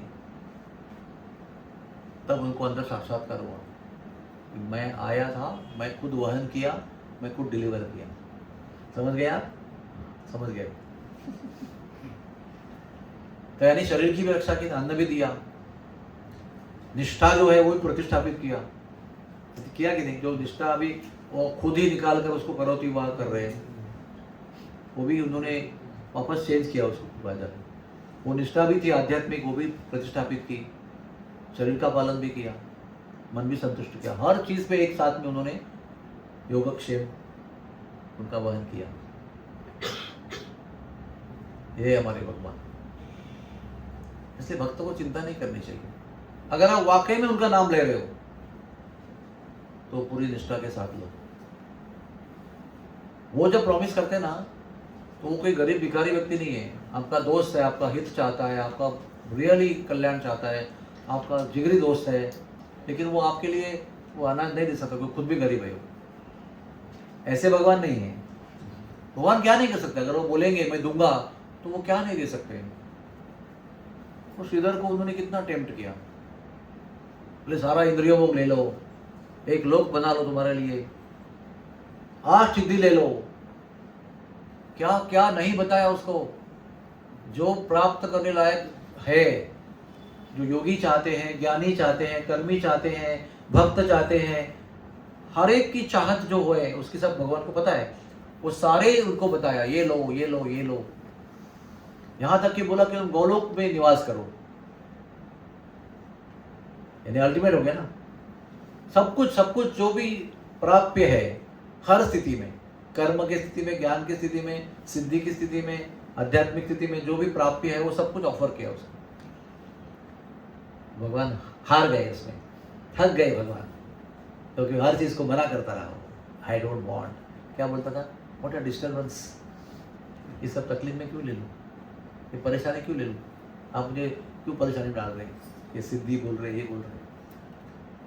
भगवान थक गए, तो भगवान बोल रहे अरे कुछ तो मांग, मैं देने के लिए आया हूँ, आप तो सब कुछ रिजेक्ट कर रहे हो, कुछ तो लो, कुछ तो मांगो।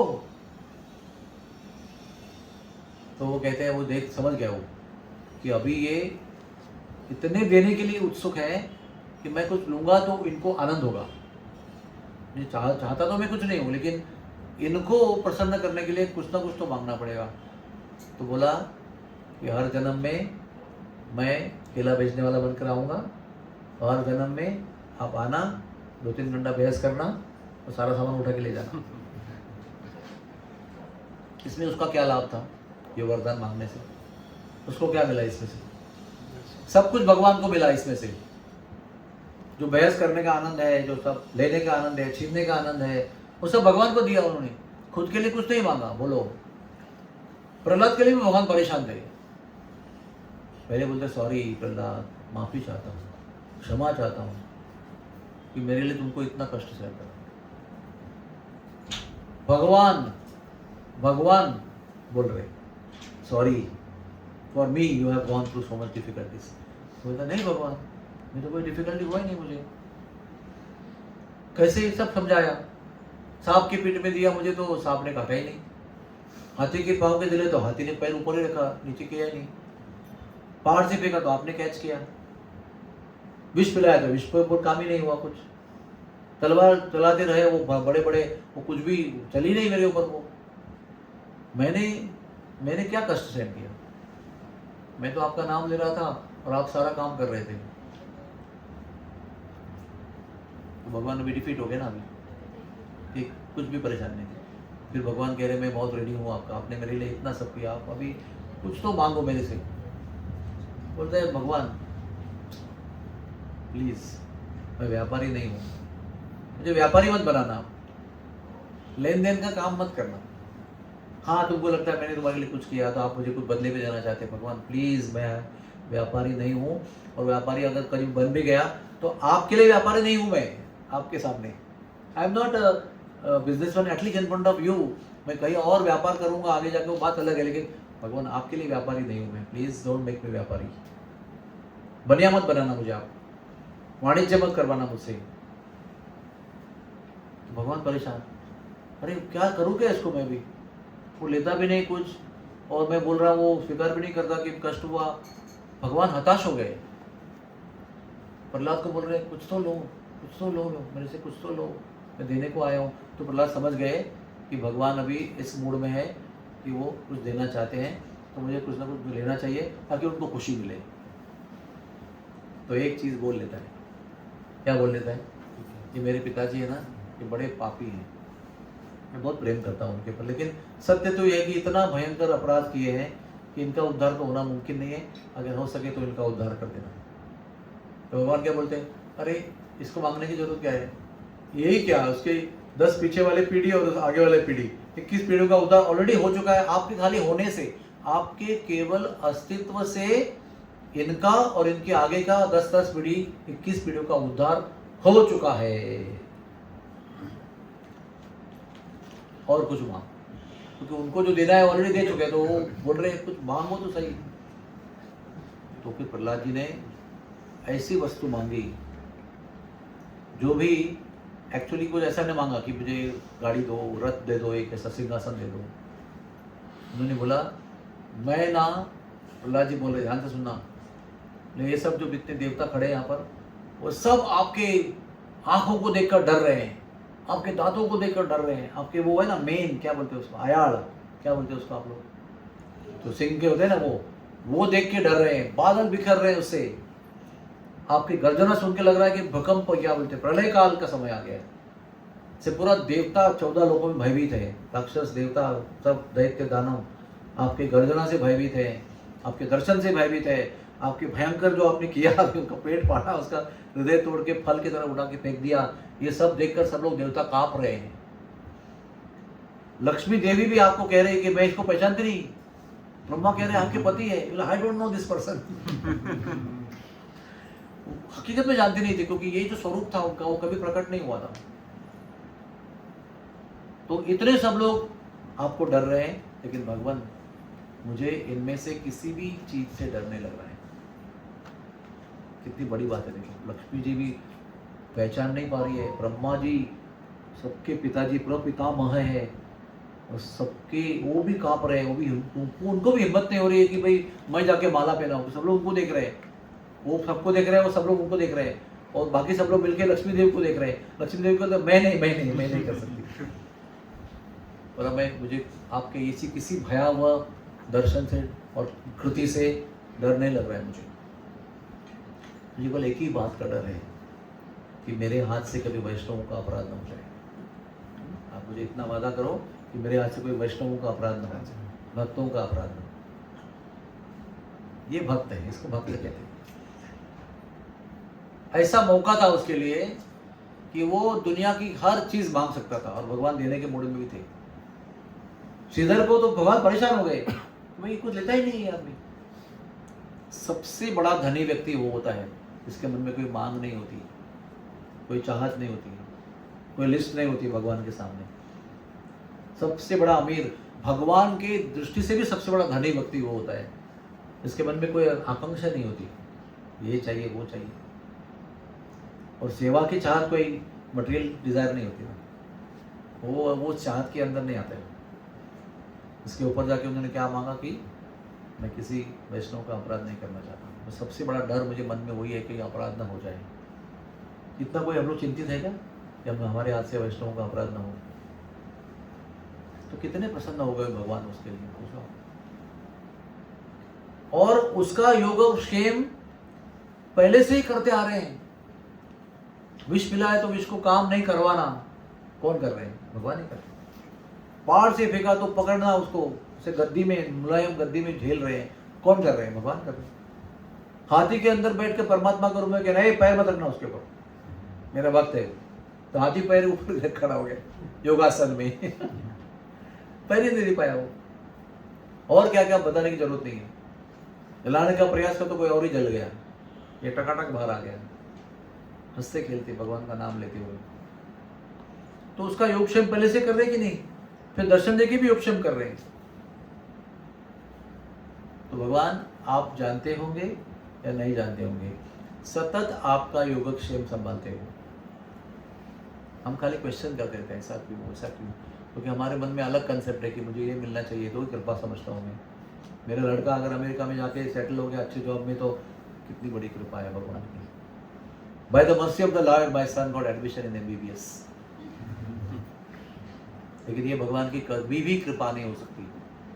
आपका धन वृद्धि होना, आपका बिजनेस डील सक्सेसफुल होना, आपके पुत्र की शादी होना, आपकी पुत्री की शादी होना, आपके पुत्र को पुत्र की प्राप्ति होना, और प्रॉपर्टी जमीन आपका बढ़ोतरी होना उसके अंदर, ये कोई भी कृपा नहीं है भगवान की। भगवान की कृपा केवल एक ही है, उन पर आपका स्नेह बनना। इससे बड़ी कोई कृपा नहीं भगवान की। सबसे बड़ी कृपा भगवान की, छोटी सी भी हो बड़ी सी भी हो, कुछ भी अगर भगवान की कृपा के व्याख्या में आता है वो, तो वो ये है, भगवान आपको अपना बनाते हैं, अपने को और निकट लेके आते हैं उनके, ये भी उनकी कृपा है। बाकी सारी चीजें कर्मों के आधार पे आती है और वो आपको कर्मों में फंसा सकती है, भगवान को भुला सकती है। लेकिन भगवान की स्मृति, ये भगवान की सबसे बड़ी कृपा है। भगवान की सेवा प्राप्त होना, ये भगवान की सबसे बड़ी कृपा है। अन्य कोई कृपा के खाते में आता ही नहीं है। और हम लोगों को एक प्रण करना चाहिए कि मुझे 50 चीज़ों का इच्छा मैं नहीं करूँगा, मुझे भगवान का स्मरण चाहिए, भगवान का चिंतन चाहिए, भगवान की सेवा चाहिए, भगवान के भक्तों की सेवा चाहिए, भगवान के भक्तों का संग चाहिए, बस। उसके अलावा मुझे अन्य कोई कृपा की इच्छा नहीं है। अभी मैं आपको वो कहानी बताऊंगा जो मेरे मन में है।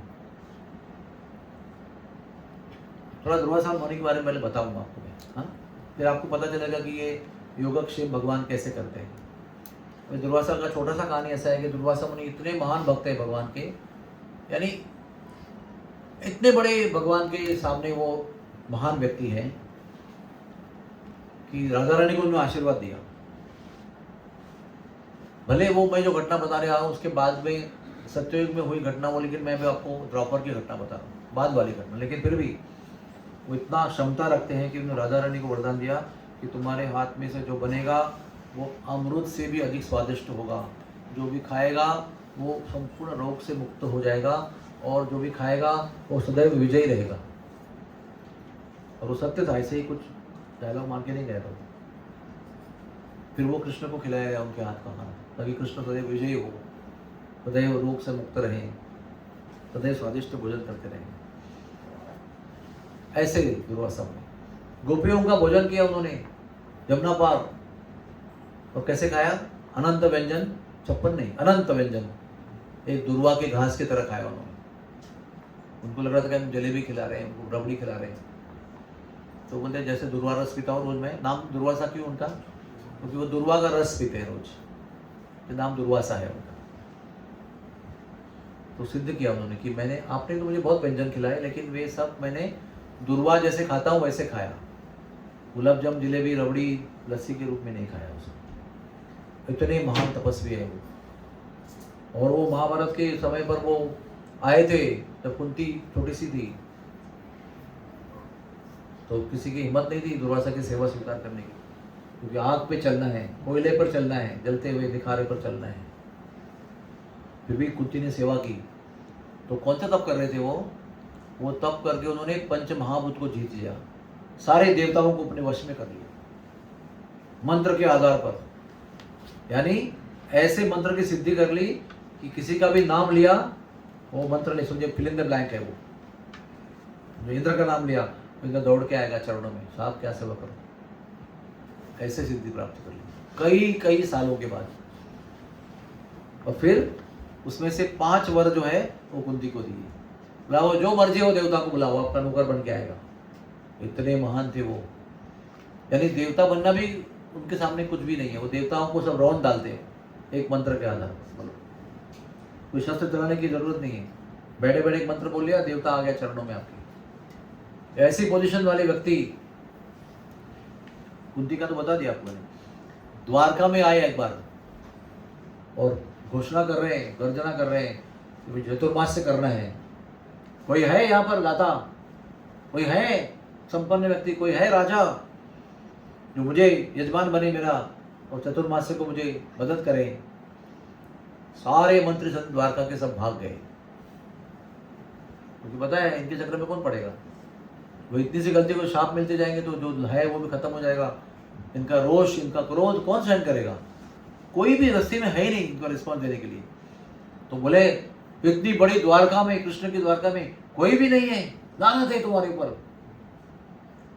तो कृष्ण रुक्मिणी स्वयं आए, महाराज जी हम है ना, आप हमारे महल में आइए, मेरे को सोचते हो, तैयार हो पूरी तरह से, 4 महीने करोगे सेवा?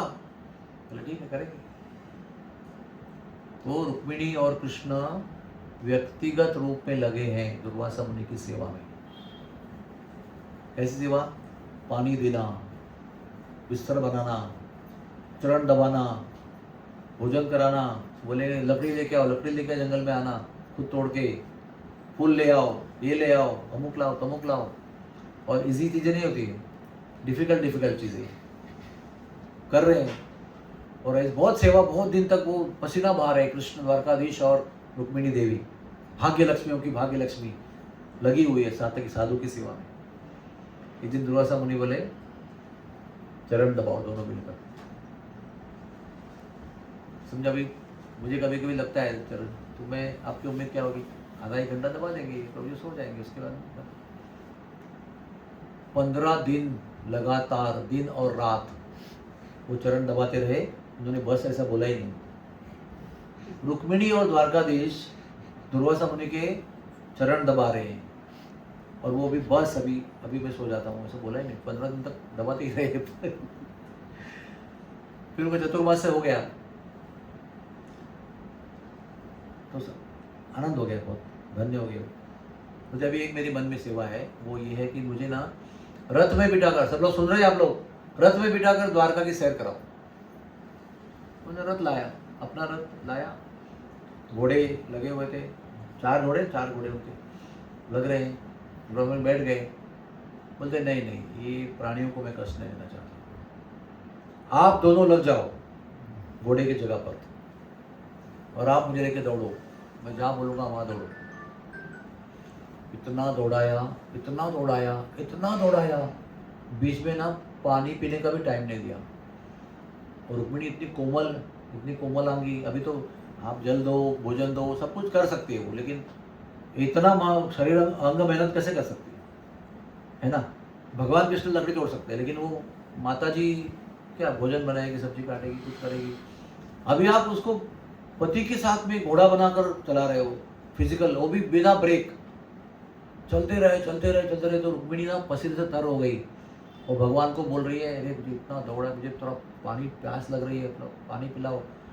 तो वो कहाँ रोकने को दे रहे हैं। अगर रुक गए तो वो शाप दे देंगे।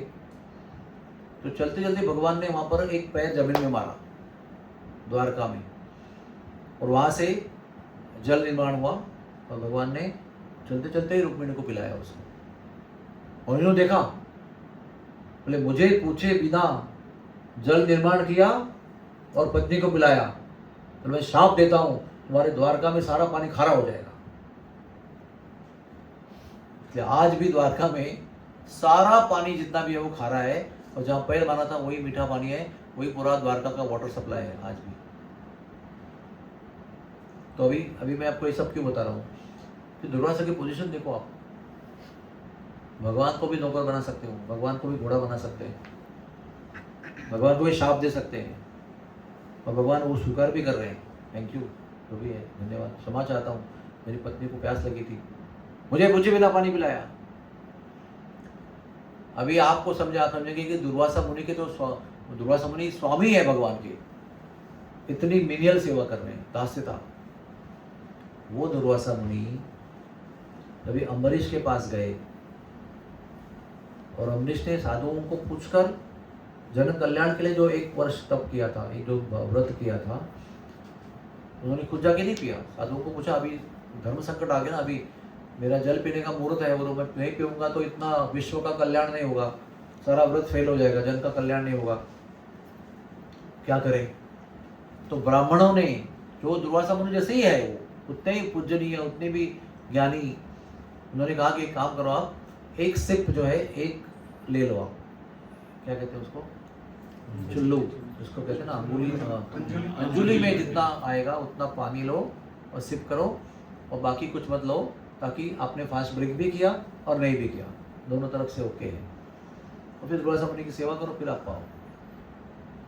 तो उन्होंने सब मर्जी से नहीं किया, अपने साधुओं की सलाह से। तो ब्राह्मण जो है, ब्राह्मणों मुखम आसिद, हाँ, भगवान का मुख है ब्राह्मण, उनके मुख से आदेश आया और उन्होंने एक सिप लिया, तो इनको समझ में आया कि इन्होंने मुझे जल पिलाए बिना खुद जल प्राशन किया। तो नाव न देखना था, एक बाल तोड़ा, एक मंत्र बोला, उसमें एक भयंकर राक्षस निर्माण किया, मारो इसको। ये बताने को टाइम लग रहा है मुझे, इतना फास्ट हो गया, कुछ विचार करने को, बोलने को मौका ही नहीं, कुछ बस इतना क्रोध। तो ना अभी मैंने बोला ना कि मेरे कहने को भी टाइम लग रहा है, तो कितना स्विफ्ट हो गया, उतना ही स्विफ्ट जो है राक्षस पैदा हो गया, उतना ही तेजी से उसने आक्रमण किया, उससे 10 गुना 1000 गुना तेजी से वैकुंठ से चक्र आया। आपको पता है वैकुंठ का एक कैलकुलेशन प्रभुपाद देते हैं एक परपोर्ट में, कि अगर आप मन की गति से, एक होती है प्रकाश की गति, एक होती है ध्वनि की गति। आप जब आप आकाश में समझो बिजली कड़की, तो क्या होता है, पहले आपको कड़की बिजली दिखती है और उसके कुछ समय के बाद घड़ो आवाज आता है, क्योंकि प्रकाश जो है वो ज़्यादा स्पीड से आता है और ध्वनि उसके बाद में आता है, ध्वनि का कम स्पीड होता है। तो हमेशा हम बिजली कड़कते हुए देखते हैं, उसके बाद में गड़गड़ाहट सुनते हैं, है ना। लेकिन वो दोनों भी कुछ भी नहीं है। कहते हैं प्रकाश जो है ना, वो सूरज यहाँ पर कितने करोड़ों अब्जों मील दूर है, लेकिन कहते हैं कुछ सेकंड में वो प्रकाश पृथ्वी पर पहुंच जाता है। उसके कुछ ही सेकंड पहले वहाँ पर उदय होता है, लेकिन वो उस सेकंड के अंदर पृथ्वी पर प्रकाश पहुंच जाता है। कितना स्पीड होगा प्रकाश का, देखो। इसे भी कहते हैं लाइट ईयर्स, कहते हैं हम लोग, by the speed of the light, ऐसे बोलते हैं। लेकिन मन की गति उससे भी कई हजारों गुना ज़्यादा होती है। और मन की गति से अगर कोई यात्रा करेगा तो कहते हैं कि 40,000 साल लगेंगे वैकुंठ पहुंचने के लिए। रूपा जी ने दिया परकोट के।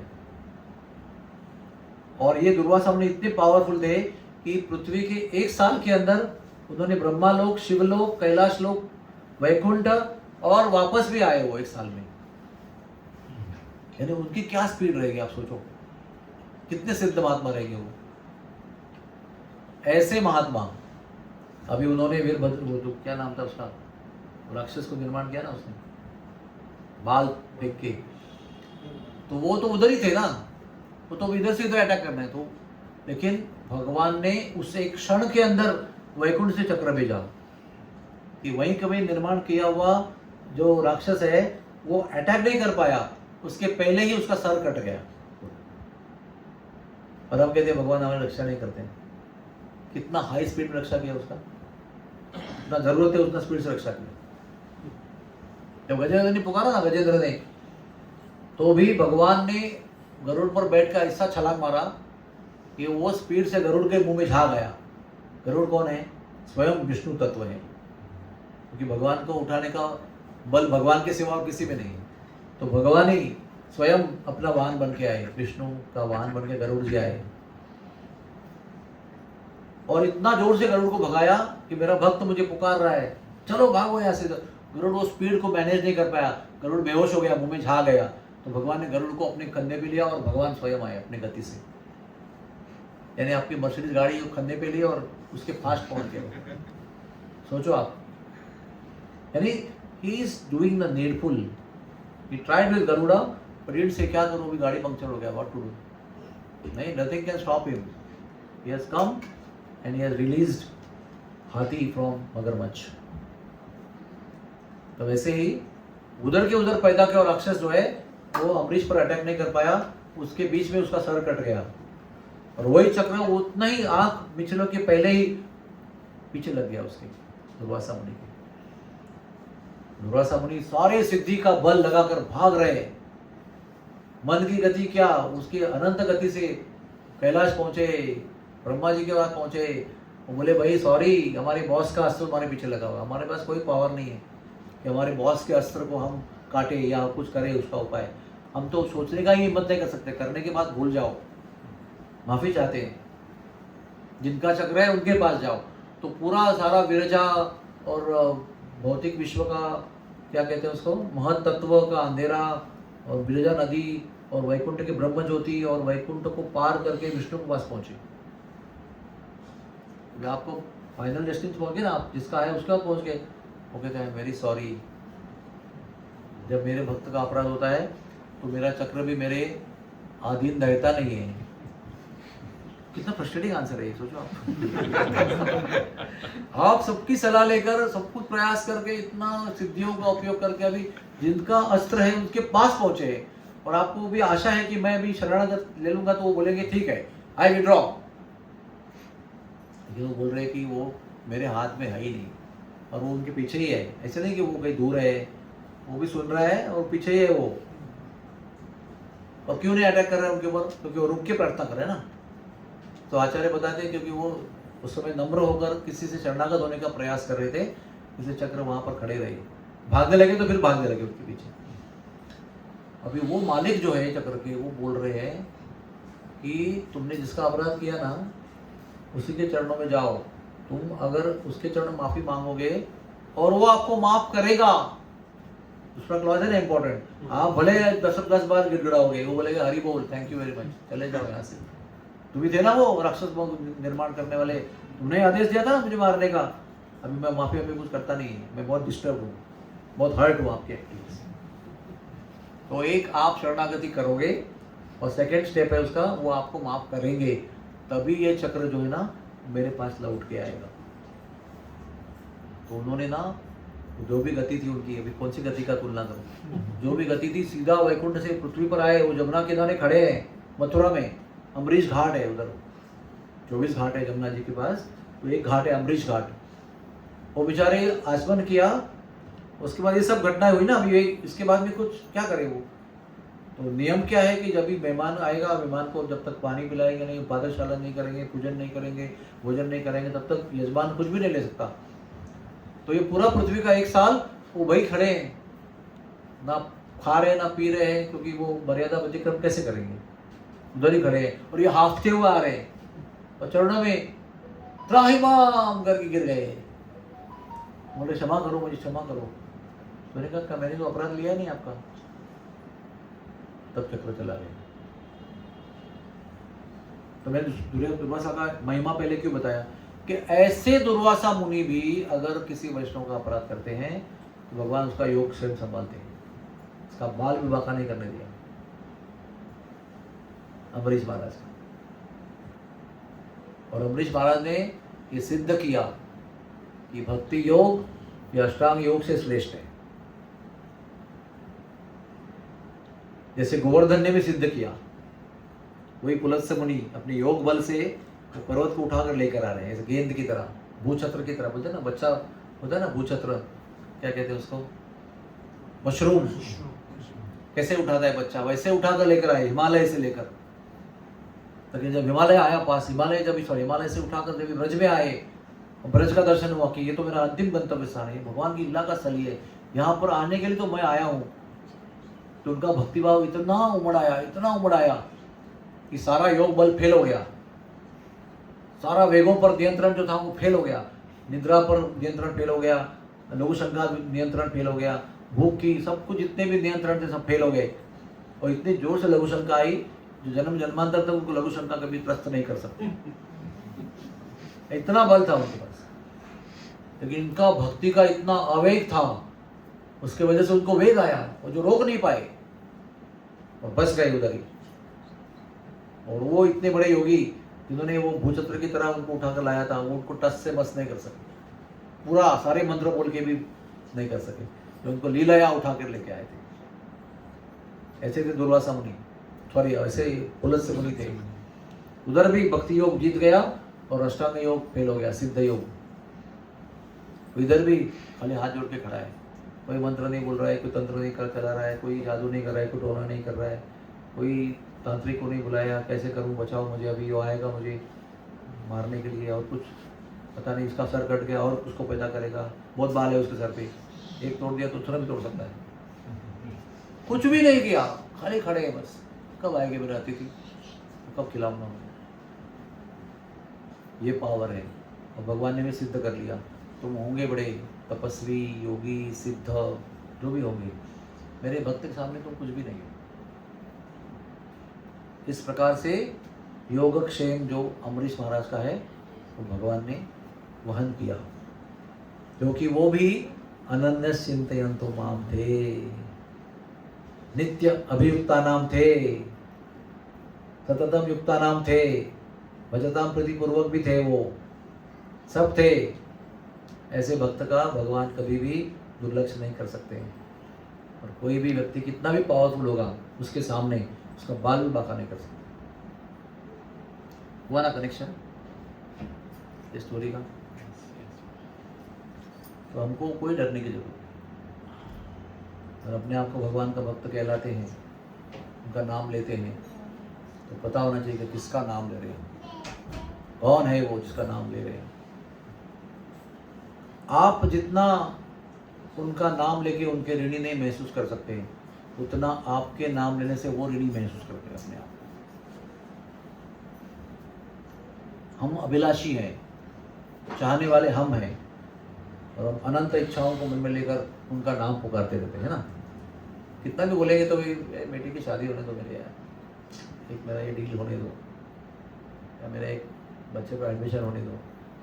मन में इच्छा तो हम लोग करते ही हैं, और वो बाद में भक्तों को बोलते हैं, भाई प्लीज़ इसका नीट का एग्जाम है, प्लीज़ प्रार्थना करना, please pray for my son, is appearing for NEET today, re NEET एक बार कैंसिल हो गया, दूसरा भी आज बैठ रहा है वो एग्जाम में, प्लीज़ प्रार्थना करो। लेकिन जो जिसको ये पता है कि जो भी भगवान करते हैं वो अच्छा ही करते हैं, बार बार पुकारने की जरूरत नहीं है, इसको पास करो, उसको फेल करो, उसको एडमिशन दो, इसको करो, उनके पास पूरा प्लान रेडी है आपके लिए। आप खाली यस सर बोलो भाई, that's all. Have faith and से यस सर। तड़पो मत, जूझो मत, संघर्ष मत करो। जो भी हो रहा है उनकी तरफ से हो रहा है ये जान लो, और जो भी हो रहा है वो उनको पसंद हो ना पसंद हो, यस सर बोलो और स्वीकार करो। बस उतना करने से भगवान हमारे और आपके अनंत ऋणी हो जाते हैं, अनंत ऋणी, थोड़ा थोड़ा ऋणी नहीं होते। सो ओब्लाइज्ड, एक तरह से दास बन जाते हैं उस भक्त के जो ये ऐसे काम करता है। इसलिए वो जनरली किसी को अपना भक्ति देते नहीं है, क्योंकि वो ये सब करना पड़ता है उनको। लेकिन अनन्य चिंतन करने के बाद वो अपने आप को रोक नहीं सकते दास बनाने के काम से। तो तू तेरे काम में तो मैं मेरे धाम में, तू मेरे नाम में तो मैं तेरे काम में। Hare Krishna Krishna Krishna Hare Hare, Hare Ram Ram Ram Hare Hare. Thank you very much. Hari बोल। कोई प्रश्न हो तो पूछ लेना, उत्तर देने की क्षमता होगी तो देंगे ही, नहीं तो पता नहीं ऐसे बोलेंगे।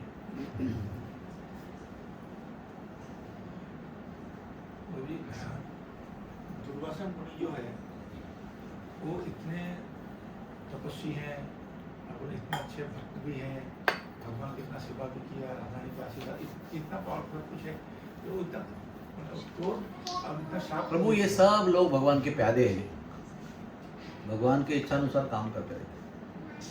इनका क्रोध आना, इनका क्रोध नहीं आना, इनका प्रसन्न होना, इनका वरदान देना, इनका शाप देना, सब ऊपर से कंट्रोल होता है।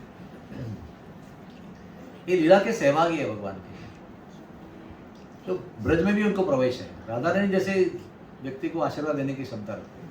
भगवान की सब योजना है, सब ये सब भगवान के प्यादे हैं। हिरण्यकशिपु, हिरण्याक्ष, रावण, कुंभकर्ण, सब भगवान के प्यादे हैं, भगवान के स्क्रिप्ट के अनुसार काम करते रहते हैं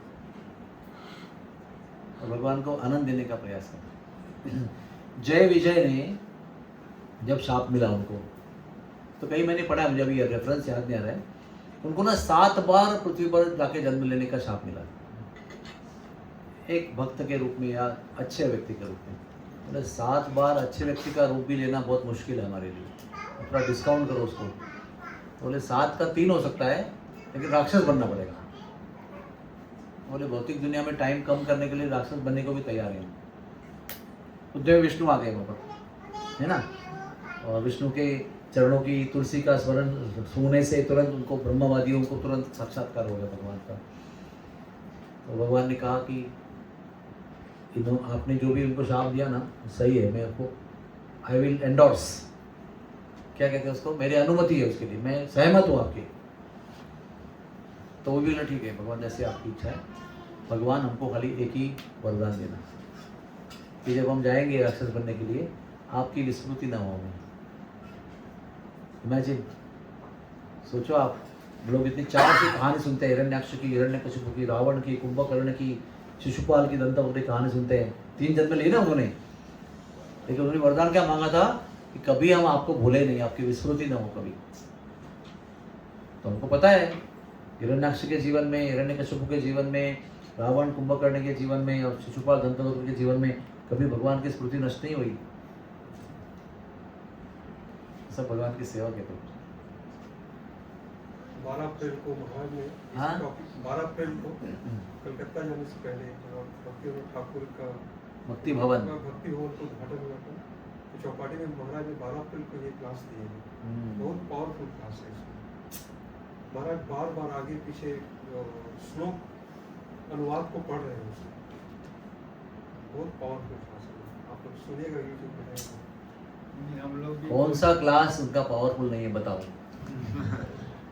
अभी सैन डिएगो में क्लास दिया था, अभी मैंने सुना, इनिशिएशन का क्लास दिया सिएटल में, सॉरी ISV, इस्कॉन सिएटल वी का Silicon Valley, ISKCON Silicon Valley. वो मैं तभी उत्तरकाशी में था और मेरा भाग्य था, अचानक मुझे वो लिंक आ गया, अचानक खोला तो चालू लेक्चर शुरू हो रहा था, नहीं खत्म हो गया। तो मैंने पूरा सुना, मैं इतना भावविभोर हो गया। उसी दिन में मैंने वो लेक्चर 3 बार सुना, एक ही दिन में। फिर उन्होंने सैन डिएगो में क्लास दिया, थके हुए थे वो, ऐसा आधा घंटा ही क्लास दिया, लेकिन उसमें भी इतना सुंदर बोले।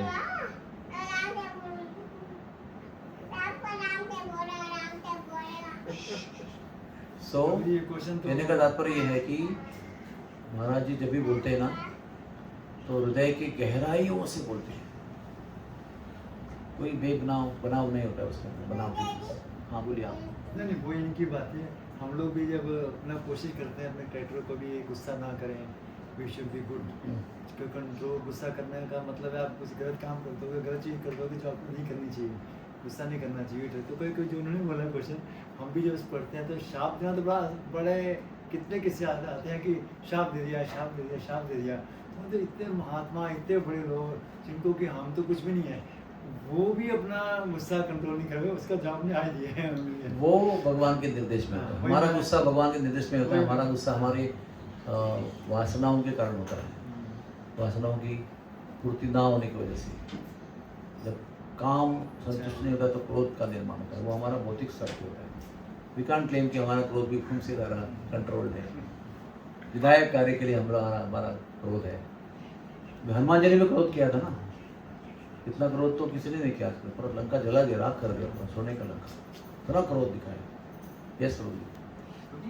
प्रभु के प्रश्न से मिलता जुलता है थोड़ा सा मेरा प्रश्न भी, कि दुर्वासा मुनि ने जो भगवान से सेवा की प्रार्थना में और इतनी कठिन सेवा ली भगवान से और अपनी महारानी से, तो ये उन्होंने ब्रह्म तेज के प्रभाव में से लीला का प्रभाव था या लीला का सब लीला है भगवान की। द्वारकाधीश को कौन कंट्रोल कर सकता है? भगवान बता रहे हैं कि मेरे भक्त मुझे कितने प्रिय हैं, संत मुझे कितने प्रिय हैं, साधु कितने प्रिय हैं मुझे, उसके ऊपर कोई और प्रिय वस्तु नहीं है। दास बनने को तैयार हूँ, मिनियन सेवा करने को तैयार हूँ। ये भगवान का गौरव दिखाता है। और भगवान ने उसको नलीफाई नहीं किया। जब उन्होंने बोला कि पूरा द्वारका का पानी खारा हो जाएगा, बोला ठीक है, लीला तक ठीक है, बाद में सब मीठा कर दूंगा। आज भी वो खारा है पानी द्वारका का, सोचो आप। तो भगवान रियल है, भगवान नकली नहीं है, भगवान बनावटी नहीं है। बाद में कुछ फेर पार कर लेते हैं, ऐसा नहीं है। खत्म होने के बाद काम अभी आप में प्रिपेयर कर लो उसको, ऐसा भी नहीं। Accept their word as it is. लेकिन वो व्यक्ति भी अगर उनके भक्त का अपराध करता है, वो कितना भी महान होगा, और प्रभु जरा उसको लेकर, जो भी उसका अपराध करता है, वो अगर वो अपराध करने वाला व्यक्ति कितना भी महान होगा, फिर भी वो अपराध करने के बाद क्षमा नहीं करते, छोड़ते नहीं। अभी वो दुर्वासा मुनि इतने बड़े मुनि हैं, इतने बड़े तप करने वाले हैं, पंच महाभूतों को, देवताओं को, सबको नियंत्रण करने वाले हैं, क्या क्या नहीं करने वाले हैं। क्या उनका जन्म की कथा है, कैसे जन्म लिया उन्होंने, एक महासती और महापुरुष ने इस जन्म लिया। शिव जी का अंश है, वो स्वयं शिव जी है वो। तो इवन स्पिरिचुअली देखा जाए तो अमरीश से बहुत श्रेष्ठ है वो हर चीज में। और अमरीश कैसे हैं? दुनियादारी के राजा हैं, संपत्ति वाले हैं, ऐश्वर्य वाले हैं, एक तरह से अनंत भोग है उनके पास प्राप्त करने के लिए, थोड़ा अधिकार है, इतने बड़े ऐश्वर्य में रहते हैं।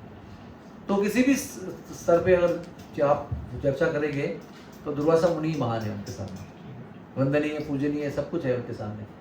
लेकिन ऐसे दुर्वासा मुनि भी जब कुछ अपराध करते हैं तो भगवान कितने तेजी से पहुंचे उनका चक्र वहां पर, कितना तेजी से पहुंचा शिव।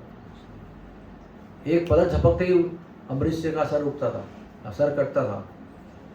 और अमरीश कोई तलवार लेके खड़े नहीं कि मैं प्रतिकार करूंगा उसका, भी मैं उस राक्षस का युद्ध करके वध करूंगा, ऐसे नहीं है। वो ऐसे ही खड़े हैं। ऐसे होने से भगवान ज्यादा वश में हो जाते हैं कि वो कुछ प्रतिकार में कुछ कर ही नहीं रहा है, अपनी रक्षा में कुछ कर ही नहीं रहा है वो, तो मेरा और फर्ज बनता है कि मैं कुछ करूं। वो अगर कुछ करता तो मैं रुकता, करने दो। लेकिन वो कुछ भी नहीं कर रहे, हाथ जोड़ के खड़े हैं।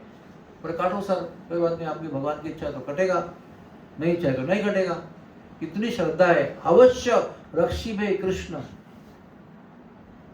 कृष्ण कहीं भी दिखाई नहीं पड़ रहे, लेकिन अवश्य रक्षी में कृष्ण, विश्वास है। रक्षिष्यति इति विश्वास हो।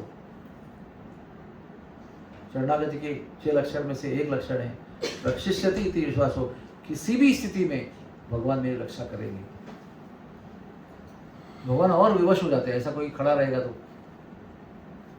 सारे स्पीड को, जितने भी नियम है पृथ्वी के, जितने भी भौतिक दुनिया के नियम है कि इतनी गति मैक्सिमम हो सकती है, सारे नियमों को तोड़कर क्षणार्ध में वो चक्र पहुंचा वहां पर। और वहीं कभी आकर्षण अटैक करने के पहले उसका सर कट गया। और यहाँ वहाँ देखने के पहले उसके पीछे लग गया, तो वो हैरान हो गए दुर्वासा मुनि। कितना प्रेम करते हैं भगवान के भक्त अपने, भगवान के भक्तों के ऊपर भगवान। दुर्वासा मुनि भी देख रहे हैं, तो मैं इतना बड़ा हूँ फिर भी मैं इनके सामने तुच्छ हो गया, सारी शक्ति मेरी फेल हो गई, कुछ भी नहीं कर पाया मेरी शक्ति, मुझे मेरी जिंदगी खतरे में आ गई, मैं पिलर टू पोस्ट भाग रहा हूँ बचाने के लिए। और कोई दूसरी अभी जैसे अभी ये एग्जाम्पल है, आपने इतना सुंदर कथा सुनाया अम्बरीश महाराज का कि वो भगवान ने उनको कैसे दुर्वासा मुनि से बचाया, बट उसके अंदर भगवान की प्लान को समझना इतना मुश्किल क्यों होता है? भगवान ने जैसे अपनी जो बहन थी, सगी बहन, उसके बेटे को अभिमन्यु को नहीं बचाया था, वो भी एक स्टोरी आती है। और दूसरा इस दुनिया में कि जब लोगों को कष्ट होता है वो बोलते भगवान इतना कष्ट को दे रहे हैं, हम उसका उत्तर तो पहले दे दिया मैंने लेक्चर में कि आपने थ्योरेटिकली तो आप समझते हैं कि हमें डिस्काउंटेड वैल्यू आ रही है अगर आप डिवोशन में ले रहे हैं, हाँ। बट उसको मतलब पहली बात तो ये कि भगवान का प्लान कैसे समझ में आएगा कि एक तरफ बचा रहे भगवान हैं। का प्लान समझने की कोई जरूरत नहीं है। First thing to understand, there is no need to understand the details of Bhagwan plan. आपको इतना ही समझना है कि जो कर रहे हैं अच्छा कर रहे हैं, बस इतना आपको समझ में आया तो कुछ भी करने दो उनको, no need to understand details. अपना काम क्या है कि वो जो भी कर रहे हैं वो अच्छा कर रहे हैं, मुझे बुरा लगेगा तो अभी वो अच्छा ही है मेरे लिए। कितनी कथाएं हैं अभी, कितनी कथाएं बताऊँ आपको, तो भगवान अच्छा ही करते हैं, बस उतना समझने का प्रयास करेंगे तो साधना सफल हो गई आपकी। भगवान का प्लान समझने का प्रयास करोगे, कितनी भी साधना करोगे, भगवान का प्लान कभी भी समझ में नहीं आएगा। किसी के समझ में नहीं आया आज तक, उनके खुद के समझ में नहीं आता है कभी कभी। Suffering like you know my sister was telling about somebody very young person who got kidney problem, I said भगवान जो करते हैं अच्छे करते हैं, हाँ। तो उनको कैसे समझाएंगे कि देखो ये आप अगर भक्त हो और अच्छे सुनने के मूड में हो तो आपको हम बता सकते हैं कि जो करते हैं अच्छा करते हैं। लेकिन कोई व्यक्ति अगर अभी दुखी है, अभी वो भयंकर पीड़ा में है, तो जैसे हम लोग है, हम लोग भक्तिवेदांत हॉस्पिटल में स्पिरिचुअल केयर देते हैं, हमको पता है कि जो भी यहाँ पर आ रहा है वो कर्मों की वजह से आ रहा है, और जो भी हो रहा है भगवान की इच्छा से अच्छा ही हो रहा है। तो हम जाके बोलेंगे don't worry, your kidney problem is Krishna's mercy on you, बोलेंगे लेकिन कैसे दुष्ट लोगों को हॉस्पिटल लेंगे। स्पिरिचुअल केयर के नाम से आते हैं, मुझे भयंकर बातें बताते जाते हैं, इतनी दर्दनाक बातें बताते हैं।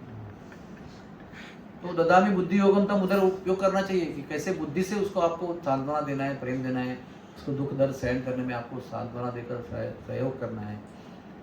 फिर वो आपके प्रेम से और देखभाल से, केयर से एक दिन समझेगा कि जो हो रहा है वो अच्छी तरह से भगवान की इच्छा से हो रहा है। Let him understand naturally, not by your piercing arrow of preaching everything is good. आप सब लोग क्यों रो रहे हो, ये भगवान की कृपा है कि वो मर रहा है। ऐसे बोलेंगे तो बोलेंगे कैसा प्रचार है, कौन सी गीता में पढ़ते हैं लोग। क्योंकि देखो सत्य एक होता है, पर भगवान गीता में क्या बोलता है, सत्यम ब्रुहात प्रियम ब्रुहात अनुद्वेगकरम।